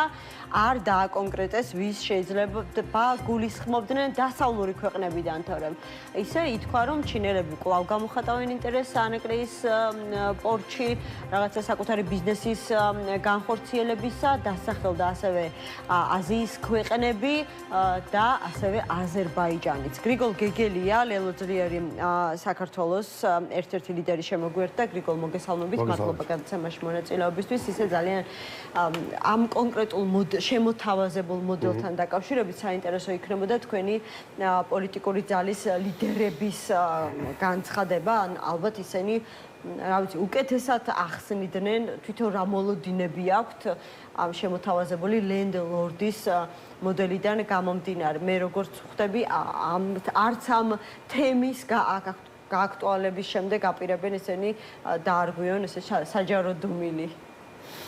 მოგესალმებით, საღამოშრომის შევეცდები დავიწყო შეფასების გაკეთება. ჩვენ კოლექტიურად ვაფასებთ ყველაფერს, ასე რომ ნებისმიერი ერთი ლელოს ლიდერის და წარმოადგენლის განცხადება არის ყველა ლიდერის წარმოადგენლის განცხადება, შესაბამისად მოვახსენებთ საზოგადოებას ჩვენს აზრს და მოგესალმებით აგრეთვე არაერთხელ უსაუბრიათ და პირიქით კარგად გამახსენებთ, როგორი ნიშანდობლივია, რომ ამდენი წლის თავზე უკვე მე-7 წელია, ხო, პრინციპში რაც მამუკა ხაზაზემ თქვა დასაწყისში არაფერი არ შეცვლილა. და ცუდია ჩვენ ქვეყნისთვის, ხო, რომ ისევ იგივე ფრაზით ფასდება ყველაფერი. მან გაიხსენა მათ შორის ის აწუხეს ახალგადებული ფრაზა ივანიშვილის, რა უნდა შავ ზღვაში ამერიკელებს. და აი ეს აღმოჩნდა ის რაღაცა საბედისწერო, აბედიტი ფრაზა, რომელიც დღემდე სრულყოფილად აფასებს საქმის ვითარებას. აი აბსოლუტურად არაფერი არ შეცვლა, იმიტომ რომ ქვაქვაზე არ დაუდიათ, აი მართლა აგური არ დაუმატებიათ, პირიქით ისიც კი დააქციეს ამ რეჟიმმა, რაც მამუკასა ბადრის და ანაკლიის ღრმაწყლოვანი პორტის პროექტის კონსორციუმის დროს შეიქმნა და ახლა ჩვენ დღეს მოვისმინეთ კიდევ ერთი სრულიად სამარცხვინო, მაპატიეთ და უკვე იდიოტური და კომიკური ბლეფი. მეტი არაფერი. ეს სხვა შეფასება. თუმცა დღეს გითხრეს, რომ თუ მანამდე ამერიკელებთან დაკავშირებით არსებობდა ამ ფრაზამ გადაწყვიტა რეალურად ამერიკული ინვესტიციების მონაწილეობის ბედი ანაკლიის ღრმაწყლოვან პორტში, დღეს სხვა სიტყვებით, მაგრამ ქრუიშულმა თქვა, რომ რა უნდათ ჩინელებს ანაკლიის პორტში. მე ვფიქრობ, დღეს საერთოდ ქრუიშულმა თქვა, რა უნდა ანაკლიის პორტს საერთოდ თვითონ. იმიტომ ნახეთ, დავიწყოთ მოდი აქედან, ხო პირველი ეს მერამდენი განცხადებაა. დაახლოებით მე-15. ანუ აი საზოგადოებას განცხადების რაოდენობა ნამდვილად არ დამითვლია, მაგრამ მე მაქვს დათვლილი დაახლოებით, ხო? და შეიძლება მეტიც იყოს, მაგრამ აი თოთხმეტ ჩვენ კოლაჟიც გავაკეთეთ სხვადასხვა და მინდა საზოგადოებას შევთავაზოთ, თუ აინტერესებს, რომ აი ნახონ ჩვენს სოციმედია გვერდზე, ხო? ლელოს ოფიციალურ გვერდზე Facebook-ზე, ამას 1-2-3 კვირის უკანა კოლაჟი. ძალიან ტრაგიკული სანახავია, ხო? სხვადასხვა წელს და ეს არ არის ყოვლის მომცველი, სხვადასხვა წელს. არაფერი არ იცვლება ანაკლიის. არაფერი არ იცვლება, ქოცი ლიდერები გამოდიან და აცხადებენ წელიწადში რამდენჯერმე, რომ ხვალ იწყება ანაკლიის მშენებლობა. კვირაში იწყება ანაკლიის მშენებლობა. აი ახლა ფაქტებს ეს ხო ჩემი შეფასება არ არის, ხო? ყველა შეუძლია ნახოს. მოხდა, ხო? არაფერი არ ამ მოდელით, იმ მოდელით. აი ახლა მეორე მან 51-59-ზე რაღაცა გამოვაცხადეთ, რაღაცა ინტერესთა გამოხატვა. მე პიპიპი, ახლა ლენდლორდი ამ ლამას სიტყვებს ისვრიან. და ბიოტიც, პიპიპიც და ლენდლორდიც ძალიან მარტივად ეკონომიკური მოდელებია, ხო? საზოგადოებას გამომართოთ, თუ ვინ ფლობს და ვინ ოპერირებს რა წელს და როგორ, ხო? BOT, PPP, landlord-ი სამივეთი მუშაობს წარმატებული პროექტები ყველგან. ჩემი ფრანგულისთვის ბოდიში, მაგრამ საბოლოო ჯამში ეს ქართული ნათქვამი რო სამიჩის პროექტი გამოვდის, მე მგონი. როგორ ყველაზე და კოცებს. სამიჩო არის. აი, ხო, და ძალიან მარტივად. მოუხდა. არც BOT მიმუშავა, არც PPP მიმუშავა, არაფერმა, რატო? ნახეთ, ძალიან მარტივი ქართული არ მინდა არც BOT და არც PPP და არც კოცშია პრობლემა, კოცში. სანამ ივანიშვილი და ეს კოცური რეჟიმი არსებობს, არც PPP-ით იმუშავებს არანაირი მოდელი, არც BOT-ით და არც არაფერი, იმიტომ რომ კოცის მიზანი არის ჩვენ გაგვაღარებოს. კოცის მიზანი არის, რომ საქართველოს არ წავიდეს წინ. აი ნახეთ რა შეასაქმე. 2022 წელს ხო ერთი მოდელი თქვეს, 23-ში ხო მეორე თქვეს. ეხლა ხო კიდევ სხვას ამბობენ. თავიდან ხო ვითომ ამერიკელები შემოყავდათ, მერე ხო ვითომ ტრამპთან ლაგდებოდნენ, მერე ჩინეთი შემოყავსო. ახლა ჩინეთიც ვერ შემოყავთ, ახლა ცენტრალურ აზიის ქვეყნებიო. იმ ცენტრალურმა აზიამ, ამ ჩინეთმა და სერბეთმა არც ერთ რეზოლუციას მხარი არ დაუჭირეს ამათ გატანილს. აი ამას რა ქვია თუ არა, რაღაცა აი ინფანტილური, ბავშვური ბავშვასვერჩი. კარგი, მაშინ რა ემსახურებოდა ეს დღევანდელი ასე ვთქვათ, კომპენზურად მოწყობილი ბრიფინგი, შემოთავაზებული ახალი მოდელი, რის შემდეგაც ყველამ დავიწყეთ ამ მოდელის დეტალების შესწავლა, თუმცა მაინც ვერ გავიგეთ თუ 100% მე ვარ მფლობელი აი ამ ინფრასტრუქტურული პროექტისა, პასუხისმგებლობას ვიღებ, რომ დიდწილად სწორედ ჩემი ფინანსური რესურსით გავაკეთო ინფრასტრუქტურა, რაც არის ძირითადი. თუ გზა მე მივიყვანე, თუ რკინიგზა მე გავაკეთე, თუ პორტები და გემისადგომებიც მე გავაკეთე, ანუ სრული ინფრასტრუქტურა ხო გავმართე. კერძო ინვესტორი რისთვის მინდა? ხო, ნახეთ, ჯერტი კარგი კითხვა, აქედან დავიწყოთ. და მეორე, მოდით, წამით სამ მაგას გავანალიზებთ, ვიკითხოთ. თუ 7 წელში გზა ვერ მიიყვანეს, რკინიგზა ვერ მიიყვანეს, განათების ბოძი ვერ დადგეს, ხო? და საერთოდ რანაკლეზე ლაპარაკია, ხა ეგ მოვდიოდი, ხო? მოვცურავდი თბილისში. ღრმაწყვანი პორტის პროექტი კი არა. ღრმაწყვან პორტად გადაგვაქციეს მთელი დედაქალაქი, იმიტომ რომ ნიაღვარი ვერ გავუყვან, სანიაღვრის სისტემა ვერ გავუყვანიათ. აი ხა ვინც სახში მივიდა ცოტა ხნის სამსახურიდან და ეხლა ჩართო. აი იგივე თუ მშვიდობით მიაღწია, ბოლოცავთ ხო სახში მშვიდობით მიღწევას, იმიტომ რომ აი ამ ადამიანმა, აი ვინც ეხლა მისვეს, ვინც ეხლა დაბრუნდა სახში, მაგალითად ცოტა ხნის წინ ხო, არაერთი ასეთი ადამიანი იქნება, ხო? აი ხა ამ ადამიანმა რა გამოსივაც გაიარა. სანიაღვრის სისტემა არ არის და ამიტომ ცურვაცურით მოკვდა სახში მისვლა. და ზოგი ვერც მიდის და აგერ ბადეებირება ეთერების და რა არ ხდება, ხო? აი ხლა ამ ხალხს რო ელაპარაკება კოცი მინისტრი, რომ გაუკეთებს თავისი რესურსით. ანუ ნახეთ მისი ფულით და ფული არ გვაქვს, როგორც სახელმწიფო, სად გვაქვს, და კონდეს, ყველაფერზე გონები არ გვაქვს და ეხლა ამბობენ, რომ თურმე 2 მილიარდი და მეტი შეუძლიათ აი ესე გამოყო, როცა ელემენტარულად გზის დასაგები ფული არ გამოვუყიათ, ამდენი ხანი გზა არ დაუგიათ. აი გზა რომ მივიდეს ეგ არ არის. და აი გზა რომ ვერ დააგო ეს ხალხი გვეუბნება, რომ ეხლა ჩადებს 600-700 მილიონს, როგორც არაფერი, კიდე მაგაშიც ვერ ჩაждდებიან. და იგივე ხალხმა 50 მილიონი არ მისცა, როცა კონსტრუქციებს ჭირდებოდა გარანტიის თანხა, ხო? ყველას გვახსოვს. 50 მილიონი გახადეს საბაბი. და რისი საბაბი, რომ ორი უდანაშაულო ადამიანი ხაზარაძე და ჯაფარიძე ედევნათ სისხლის სამართლის წესით. ხო, ამ სასამართლო სისტემის პირობებშიც კი წააგეს, წარმოიდგინეთ, ხო? ვერანაირი ფულის გაკეთება. ხო, და ისთვის დაჭერდათ, ხო, აი ასე რაღაცა დემონსტრაციულად ამ გადაწყვეტილების გამოცხადება, რომელსაც აი ხვალვეებთ, ჩემი წარმოდგენით, რომ ხვალვეებთ უნდა დაიწყოს იქ აქტიური სამშენებლო პროცესები, ქვაზე არ უნდა დარჩეს ანაკლია. ყოველი წინა კვირის განმავლობაში ბოლო 7 წელია, ხო? რას ემსახურება ეს ყველაფერი? ძალიან მარტივად, პირველი იმას, რომ რუსეთი აქ არ დაუშვებს, სანამ კოცური რეჟიმი ყავს არანაირი ანაკლიის მშენებლობას, არავის კაპიტალით, იმიტომ რომ თუ ანაკლი ააშენდა, აქ ესაა მთავარი. თუ ანაკლი ააშენდა რეალურად და ეს არის რუსებისთვის პრობლემა, საქართველოს უკვე რჩება წინ წასული, ხო? იმიტომ რომ ეს ანაკლია ხო აქ რჩება, ხო? ის უკვე ჩვენი პროექტი არის, ხო? ჩვენი ჭურჭელი არის, ხო? ჩვენი ინფრასტრუქტურა არის, რომელსაც აქვს არა მარტო ეკონომიკური, არამედ სამხედრო უსაფრთხოების და გეოპოლიტიკური მნიშვნელობა და ეს საქართველოს გააძლიერებს და საქართველოს გაძლიერებას კოცი არასოდეს არ დაუშვებს. და თუ ეხლა ვინმე მისმენს და ჯერ კიდევ კოცია და ფიქრობს, რომ კოცი დაუშვებს, ანუ მისი რეჟიმი საქართველოს გაძლიერებას, არ ვიცი, თვალი გაახილეთ, ვიფასო მეგობრებო, თვალი გაახილეთ. შეხედეთ ფაქტებს, რომ 7 წლის განმავლობაში გზაც კი არ მიიყვანეს და ეს ხალხი 50 მილიონი არ გაიღეს, რომ უკვე შემოსული იქნებოდა, ხო ეს გემები. ხო და რაში ჭირდა დროის მოგება ჭირდება 2029 წლამდე, იმიტომ რომ დაგვიანონსეს, რომ 2029-შიო. რამდენჯერ მახსოვს უკვე 6 წელი 7 წელია პოლიტიკაში ვარ პრაქტიკულად და არ მართლა თვე არ გასულა რომ რაღაც ანონსი არ ყოფილიყო მსგავსი. და ეხლა ნახეთ 50 მილიონი ხო არ ჩადეს. და ეხლა ამბობენ რომ თქვენი ჯიბიდან, ან ჩვენი ფულიდან რომ ბიუჯეტიდან თავის ფულს ხო არ დებენ, ხო? ჩვენი ფული უნდა ჩადონ. ჩვენ ასე ვიხდით ბიუჯეტში, ხო? ეხლა გვეუბნებიან რომ განუზომლად უფრო მეტჯერ ბევრს ჩადებენ თურმე იმისთვის რომ გზა რო ვერ მიიყვანეს, ახლა ყველაფერი თვითონ გააკეთონ. ეხლა აი ამის თუ ნორმალურ ადამიანს შეიძლება ეჯეროს. მე არ ვიცი. იმდენ ხას გაგვიგრძელდა ამ გემის მოლოდინი რომ რაღაცა დავემსგავსეთ, მე მგონი რობინზონ კრუზოს ხო? უკაცრიელ კუნძულზე წლების განმავლობაში რომ ხედავდა და ის ემოცია, ხო, ის ემოცია გვექნება.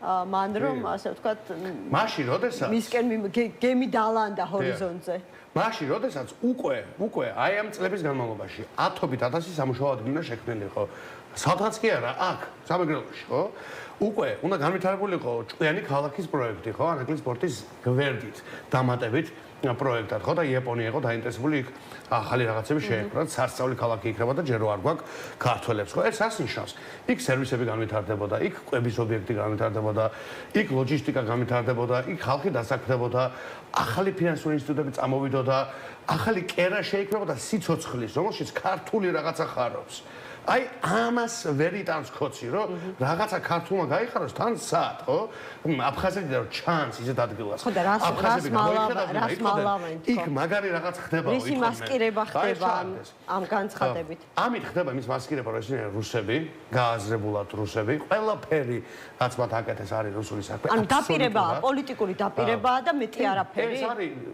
აი ნახეთ ისეთივე ფახსია ისეთივე შულერული რაღაცა ტრიუკია იმას ხო ტრიუკები უყარს ხო აბელ არქიპოსეთურს რომელიც მართავს ამათ ყველას ხო რაღაცა საცეცებზე რაღაცა იმებს გამობულ მარიონეტებს ხო რეალურად ესაა ტრიუკი რომელთაც უნდათ გადაფარო არიან რუსები უნდათ გადაფარო არიან მაპატიები და იდიოტები რომელთაც ჩინეთანაც ვერაფერი კორუმპირებული კომპანიაც კი ვერ შემოიყვანეს აი ამ დონის უნიჭო იდიოტებს დაგვარ შეხება და მე ხა სხვა სიტყვებით ვეღარ შევაფასებ ხო ჯერ ხო ის კორუმპირებული შემოყავდათ ისიც ვერ შემოიყვანეს ვითომ ხო პარტნიორები არიან ჩინეთი ირანი სერბეთი ცენტრალური აზია ერთ კინკილა გაეროში რეზოლუციაზე ხმა ვერ მიაცემინეს ეს მულტივექტორი გვაქვსო საგარეო პოლიტიკაში მულტივექტორი კი არა ბარდაგი გაქვთ აი ეს მინდა ყოველთვის ვუთხრა როცა არც პოლიტიკური მხარდაჭერა არ გაზრდილა შენ სახელმწიფოსი არც ეკონომიკური როგორ ვთქვათ შემოსავალი არც ინვესტიცია არც მეტი სამუშაო ადგილი არ შეგიქმნეს შენი ერისთვის რაში გამოიხადება მულტივექტორი რაღაცით ხონდა გავზომოთ რომ აი რაღაცას მივახციეთ ხო რაღაც მეტი ფული მოდის ქვეყანაში მეტი პოლიტიკური მხარდაჭერა გვაქვს არაფერი რაც გქონდა ის ჩამოშალეს და საპირწონედ ახალი ვერ ააშენეს ანაკლი არის შუაში აი ამ ტრაგიკომედიას რაც ფარსად გასდევს ფონად გასდევს მათ ფარს გასდევს ფონად აი ეს ანაკლის როგორ ვთქვათ რაღაცა ტრაგიკომიკული ფარსი მაშინ როცა ჩვენ რო ყოფილიყავით თავრობაში აი მე და საპირწონედ დავანახოთ ხო ანაკლი იქნებოდა აშენებული 10,000 ახალი სამუშაო ადგილი იქნებოდა უკვე სამეგრელოში საქართველოს ეკრებოდა აქამდე ჯერ არ ნახული ფუნქცია ჩვენ ეხლა უკვე ვიცით რომ ვიქნებოდით ტრამპის სახელობის მშვიდობის და კეთილდღეობის გზის ნაწილი რაც ნიშნავს იმას რომ სომხეთი და აზერბაიჯანი იქნებოდნენ ეკონომიკურად ფუნქციონალურად მობმული საქართველოზე და ეხლა საქართველო იქით არის მისაბმელი უკვე ამ რეგიონულ დინამიკაზე აი რადო დაგვიდგა რომ იქით უნდა ეხლა ხვალაც რომ შევცვალოთ ეს რეჟიმი აი ხვალ დილით დავიწყოთ მუშაობა სხვა ხალხმა ამ ქვეყნისთვის ხო მის სამართავად უამრავი დრო დაგჭირდება რომ ამათი მომსპარი გამოვასწოროთ და ეს თქვენი დროა მეგობრებო თქვენი ფულია თქვენი ცხოვრება ამაშია პრობლემა უკვე წინ უნდა ვიყოთ ეხლა ვიქნებით უკან როცა ჩვენ დავიწყოთ მუშაობას როცა დღე მოვა ხო როცა დღე მოვა და ვინც აღალდება თქვენ ცვლილებებზე საუბრობთ ჩვენ სახელისუფლებო ცვლილებებზე რა თქმა უნდა ხალხის მხარდაჭერით მაგრამ ეს უკვე თქვენი ფუნქცია მოვალეობა პოლიტიკოსების ახლა ხალხმა როგორ შეცვალოს ეს ხელი არა რა თქმა უნდა ჩვენ ერთად შევცვალოთ ჩვენ პირველებმა მაგრამ ხალხთან ერთად ხალხმა და შეცვალოთ საბოლოო ჯამში მაგრამ ჩვენი გავლენა ამისათვის თქვენ ძალა უნდა ჩვენი თქვენს მიმართ სანდოობა უნდა გაიზარდოს კი ბატონო მათ შორის ნახეთ აი ისინიც კი ვინც თუნდაც ბოლო არჩევნებზე თუნდაც 2025 წელს ხმამისცა ქართულოცებას ყველა უნდა დავაფიქროთ ყველა ადამიანი მაგრამ ვინც თქვენ მოგცათ ხმა ისინი ზოგადად ოპოზიციას გულისხმობთ მათ გაუჩნდათ ძალიან სამართლიანი პრეტენზია, რომ თქვენ ვერ შეძლებთ მათი ხმების დაცვა და ამასობაში 2 წელი მიილია მხოლოდ ქვეყნის საზიანო საქმეების ძალიან ბევრი რთული პროცესი გავიარეთ, ძალიან ბევრი შეცდომაც იქა დაშვებული, ბევრი გაკვეთილი. პასუხისმგებლობაც უნდა აღიაროთ ხოლმე ოპოზიციამ. აბარა, რა თქმა უნდა, მე ძალიან კრიტიკულად ვუყურებ ოპოზიციას. საკუთარ თავსაც, საკუთარ გუნდსაც და მთელს სპექტრს ოპოზიციურს, მიუხედავად იმისა, რომ მათთან პროაქტიული შეხება პრაქტიკულად არც ერთ სფეროში არ გვაქვს, გარდა იმ ერთი დიდი საერთო ინტერესისა, რაც არის ივანიშვილის რეჟიმის მშვიდობიანი დასრულება. ამავე დროს, რა თქმა უნდა, ეს არ ათავისუფლებს არც საზოგადოებას საკუთარი პასუხისმგებლობისგან, იმიტომ რომ პოლიტიკოსი არ მგონია რაღაცა ფალავანი და გლადიატორი პოლიტიკოსი არის ის, ვინც პროფესიულად მუშაობს მუდმივად ამ პროცესზე, მაგრამ ყველა მოქალაქეს და მეც როგორც მოქალაქეს პირველ რიგში მაქვს ვალი ამ სახელმწიფოს წინ, ამიტომ ვარ პოლიტიკოსი, ხო, იმიტომ ამ ვალის შემეული გააზრება გამაჩნია, რა წვლილი უნდა შევიტანო მე, მაგრამ არავინ არ იფიქროს, თუნდაც ჩვენ მსმენელმა ან სხვამ, რომ მისი წილი და წვლილი ჩემსაზე ნაკლებია არაფრით. და მithos ასეთ ვითარებაში ეს დღეს ვართ. რაღაც კუთხით ყველა პოლიტიკოსი ვართ, ყველა პოლიტიკური ლიდერი ვართ, ყველა თანაბრად ვართ ამ პროცესში ჩართული, იმიტომ რომ ეს აღარ არის კონვენციური მარტივი პოლიტიკის დრო, ხო, რაღაცა რომ ეკონომიკური კურსი როგორ ჯობია, რასაც გრიგოლი მეუნება თუ რასაც სხვა მეუნება. არა, ეს უკვე ისეთი მომენტია, როდესაც სახელმწიფო გადარჩება თუ არა ეს წყდება და ეს ყოველს ერთიანი პასუხისმგებლობა აბსოლუტურად. არ შემიძლია ამ თემას არ შევეხო, იმიტომ რომ გამოდის რომ ფაქტობრივად არ ვიცი გუშინ წინ დაბრუნდით ალბათ საქართველოში, ვიცი რომ ალდეს კონფერენციას ხო ესწრებოდით თქვენს თანაგუნდელთა, სხვა ოპოზიციის წარმომადგენლებთან ერთად უმძიმესი რეზოლუცია იქნა მიღებული, ამასობაში წამოგვიწია კიდევ ეუთოს საპარლამენტო ასამბლეის მიერ ძალიან მძიმე ანგარიში საქართველოსთან მიმართებაში. ეს გავიგე ხა ყოველი რეზოლუცია წინა მორბედზე უფრო მწვავე და კრიტიკულია, მაგრამ აი ძალიან ბუნებრივად აქ ხალხი თავისუფლებაზე იქნება თუ საპატიმროში კონკრეტულ შედეგს ელოდება. აი ველოდოთ რომ ამ რეზოლუციებს ექნება რაღაცა ესეთი მწვავე ეფექტი ხელისუფლებაზე. ნახეთ, მე ვფიქრობ რომ უკვე აქვს ამ ყველაფერს ძალიან მწვავე ეფექტი, რატომ? იმიტომ რომ პრაქტიკულად 2 წელია, რაც 2 წელი გავამალე, რაც ამ ფაზაში ვართ პოლიტიკური ცხოვრების 2024 წლის შემდგომ პერიოდს გულისხმობ და ამ პერიოდის განმავლობაში რეალურად ეს რეჟიმი არის არაღიარებული, ხო? მისი საგარეო ურთიერთობები არის პრაქტიკულად ჩამოშლილი, რამდენჯერმე იყო მცდელობა რაღაცა ნორმალიზების, ეს იყო ევროპულ კავშირთან მიმართებითაც და იყო ამერიკის შეერთებულ შტატებთან მიმართებითაც. ორივეგან ჩვენ ნახეთ, რომ მცდელობა რეჟიმის იყო ქოცურ ფასად დალაგება, ქოცურ ფასად ნორმალიზება და ორივე შემთხვევაში ჩვენ ნახეთ, რომ ამ ამოცანამ სრული კრახი განიცადა. ამიტომ იზოლაციის კუთხით ეს რეჟიმი არის ნამდვილად იზოლირებული და ამ კუთხით გაწეული ძალისხმევა, რომ ამ რეჟიმს ნორმალურობა ვერ შენარჩუნებინა და ისეთი, როგორ ვთქვათ, ისეთი სურათი არ დაედგა, რომ ყველაფერი არის რიგზე და აქ მე ხალხს გავლახავ, პარტიებს გავაუქმებ, არასამთავრობო სექტორს თავს დავესხმი, ყველაფერ ქართულს თავს დავესხმი და ვითომ არაფერი მოხდა. აი ეს უნდა დათქოცებს, ხო? რომ იქ მისალმებოდნენ და რა კარგი ხალხი ხართ, ხო? მე რა იქ ხალხს ცემთ და ასე მაინც ეს არ გამოვიდა. ეს რომ არ გამოვიდა არის იმ ძალიან დიდი რუტინული შრომის შედეგი, რაც არის გაღებული მათ შორის ალდეში, ჩვენი და ჩვენი კოლეგების მიერ, მათ შორის ეუთოში და მთელი ცივილიზებული მსოფლიოს მასშტაბით. ამიტომაც ამ შრომამ გამოიღო შედეგად ის, რომ კაფეო სახელი ქვია რეჟიმს, ისევ კაფეო არასოდეს არ ქმევია, მაგრამ ბუნებრივია საჭირო ბევრად უფრო მეტი შრომა, მეტისთვის საგარეო ასპარეზზე და ქვეყნის შიგნით, მაგრამ მე კი საგარეო ურთიერთობებზე მუშაობ და ყველაზე მეტ ალბათ ამაზე ვსაუბრობ, ალბათ ჩემი საქმიდან გამომდინარე, მაგრამ ქვეყნის შიგნით პოლიტიკური ნაბიჯები მაინც ძალიან ბუნდოვანია, ხა ვერავისგან კონკრეტული ვერაფერი მიიღეთ, გარდა იმისა, რომ ნაციონალური მოძრაობა თვითონ შიდა პარტიული გარდაქმნის პროცესშია. ხო, არ ვიცი ამ პროცესში, მე არ ვინტერესები ნაციონალური მოძრაობა ძალიან დიდი ხანია. და ვერანაირ გარდაქმნას ვერ ხედავ, ეს არ ვიცი რამდენად სწორი, ასე ვთქვათ, მათი საქმეა. პოლიტიკური პოზიციაა თქვენი მხრიდან, იმიტომ რომ ჩვენ ვსაუბრობთ ამ მომოცემულობით ყოველ შემთხვევაში ყველაზე დიდ ოპოზიციურ პარტიაზე, მაგრამ რა თქმა უნდა, ნება თქვენია.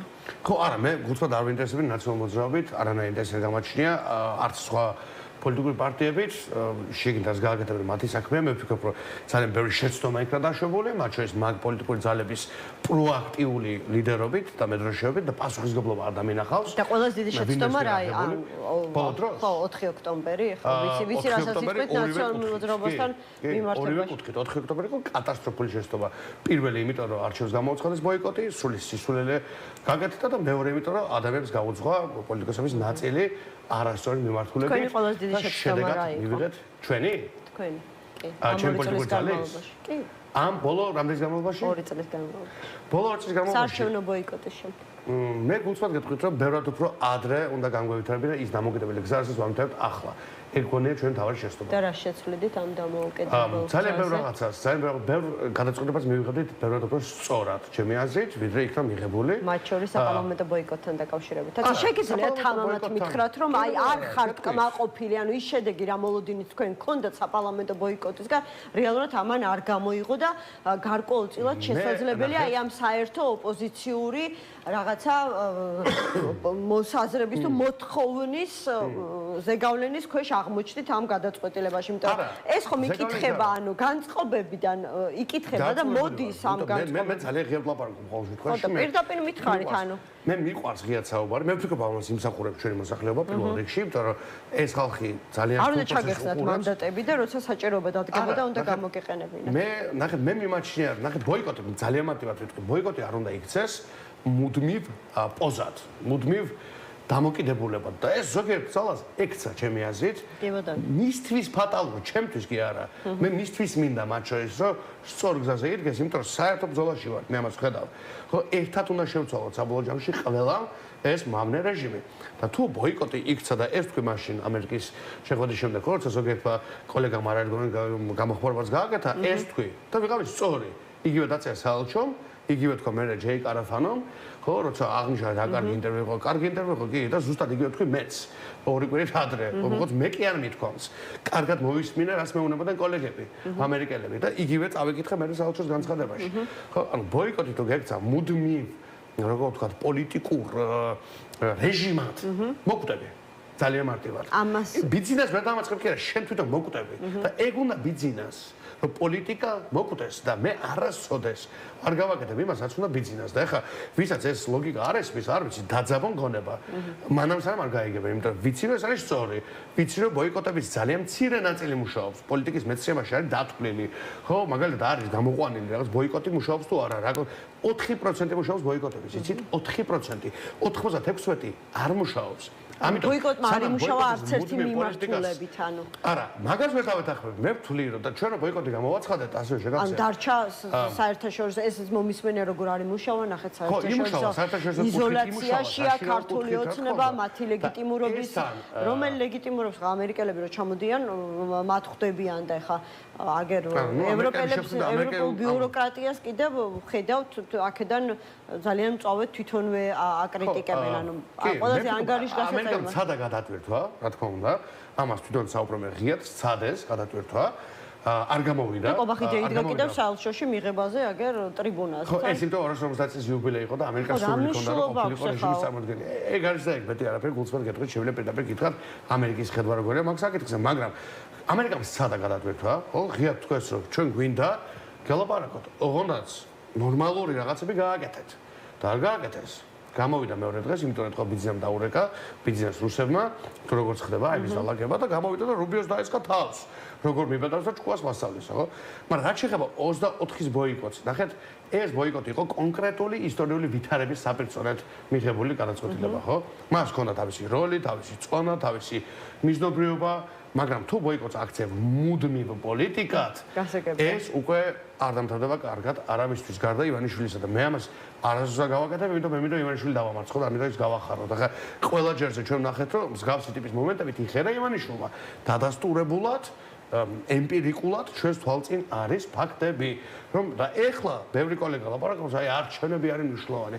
და კაი არ გონება გაუნათდათ ეხლა მაინც, რა მადიარმა გაუნათდა ზოგს გონება, ზოგს სხვა რაღაცებმა, ზოგს ნიჰილიზმმა და ასე შემდეგ და ერთი წლის წინ და არც ბევრი, იგივე მაგრამ არა ხალხი. ყველა ზოგს თქვენი ასეთი განცხადებები უჩენს ეჭვს, რომ რაღაცნაირად პარლამენტში შესვლა გინდათ და პარლამენტში შესვლა რაღაცა თქვენი აი სულ რომ მინდოდეს ინფორმაციაც რომ არ მინდა სულ რომ მინდოდეს ამ ხალხს იცით რა პრობლემა არის ეს რომ თქვა ადამიანები არ ეკიდებიან პასუხისგებლობით აზროვნებას მაგალითად გირაოს გადაიხდის ადამიანი გირაო ზოგს ეგონა იმიტომ რომ განმარტება ვერ მოიწია აი 10 წამი ვერ დაუთმო რომ ენახა რას ეშავს გირაო ან ეკითხა გირაო ეგონათ ვიღაცებს ხო რიგ პოლიტიკოსებს აკრიტიკებდნენ გირაო გადაიხადა ესე იგი უნდათ რომ გირაო გონიათ რომ რაღაცა მოგეხსნა ბრალი გირაოს გადახდიდან ორ კვირაში დაიჭირეს ყველა ეს პოლიტიკოსი სამი ასეთი სამმა პოლიტიკოსმა გადაიხადა გირაო გასულ წელს ხო სამივე დააპატიმრეს ორ კვირაში მერე გაჩუმდნენ მერე ამბობდნენ რომ არჩევნებზე გასვლა არის ლეგიტიმაცია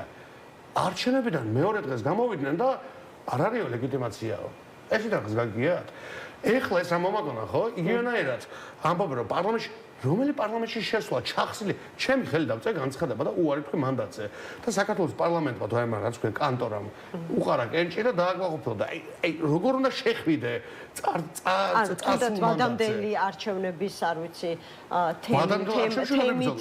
თემით ორი წელია მაგას ვითხოვ რომ ვადამდელი არჩევნები იყოს და ეს ხალხი თუ ახლა ვიღაცები ბოიკოტს გამოაცხადებს ხო ნუ საერთოდ არ ვიცი მე კომენტარი აღარ მექნება ორი წელი მაგას ვითხოვ არჩევნები იყოს და ახლა არჩევნები დამენიშნონ არ ვიბრძოლო დაგინიშნებენ თითქოს ამ თემით რაღაცნაირად სპეკულირებთ წინ წამოწევა გინდათ მიიქციოთ ივანიშვილის ყურადღება რომ აი სათხართ ხო მიიღოთ მონაწილეობა და შესაბამისად პარლამენტში ეს დემოკრატიული პროტესტი რომ არჩევნებს მივახციოთ და რა ვიცი მე აბა რამე სხვას ვითხოვთ ორი წელია არჩევნებს ვითხოვთ და თუ არ მივიღო მოწევა რისთვის ვითხოვ მაშინ ხო იმიტომ ნახეთ საზოგადოებას უყურებს ამ ყველაფერს და განა რამე აზრობა არ შეუძლია საზოგადოებას გირავთ იცისას ნიშნავს ზოგიერთისგან განსხვავებით რომელიც აი ეს რაღაცა მოტივირებულ აფერიზმს ეწევა ხოლმე სამწუხაროდ ხო გირავთ იცის ძალიან კარგად ბოიკოტიც იცის პლუსიც იცის და მინუსიც და ძალიან კარგად გამოიტანს საზოგადოება შეხედულებას და შინაარს იქიდან თუ რა ხდება და ვისა мотиваცია აქვს და ეხა ზოგიერთი პიროვნება თუ პოლიტიკური ენერგია მუდმივად ივანიშვილისთვის სასიკეთო კურსებს ემხრობა ნუ ამასაც დაერქვა სახელიც საბოლოო ჯამში იმიტომ რომ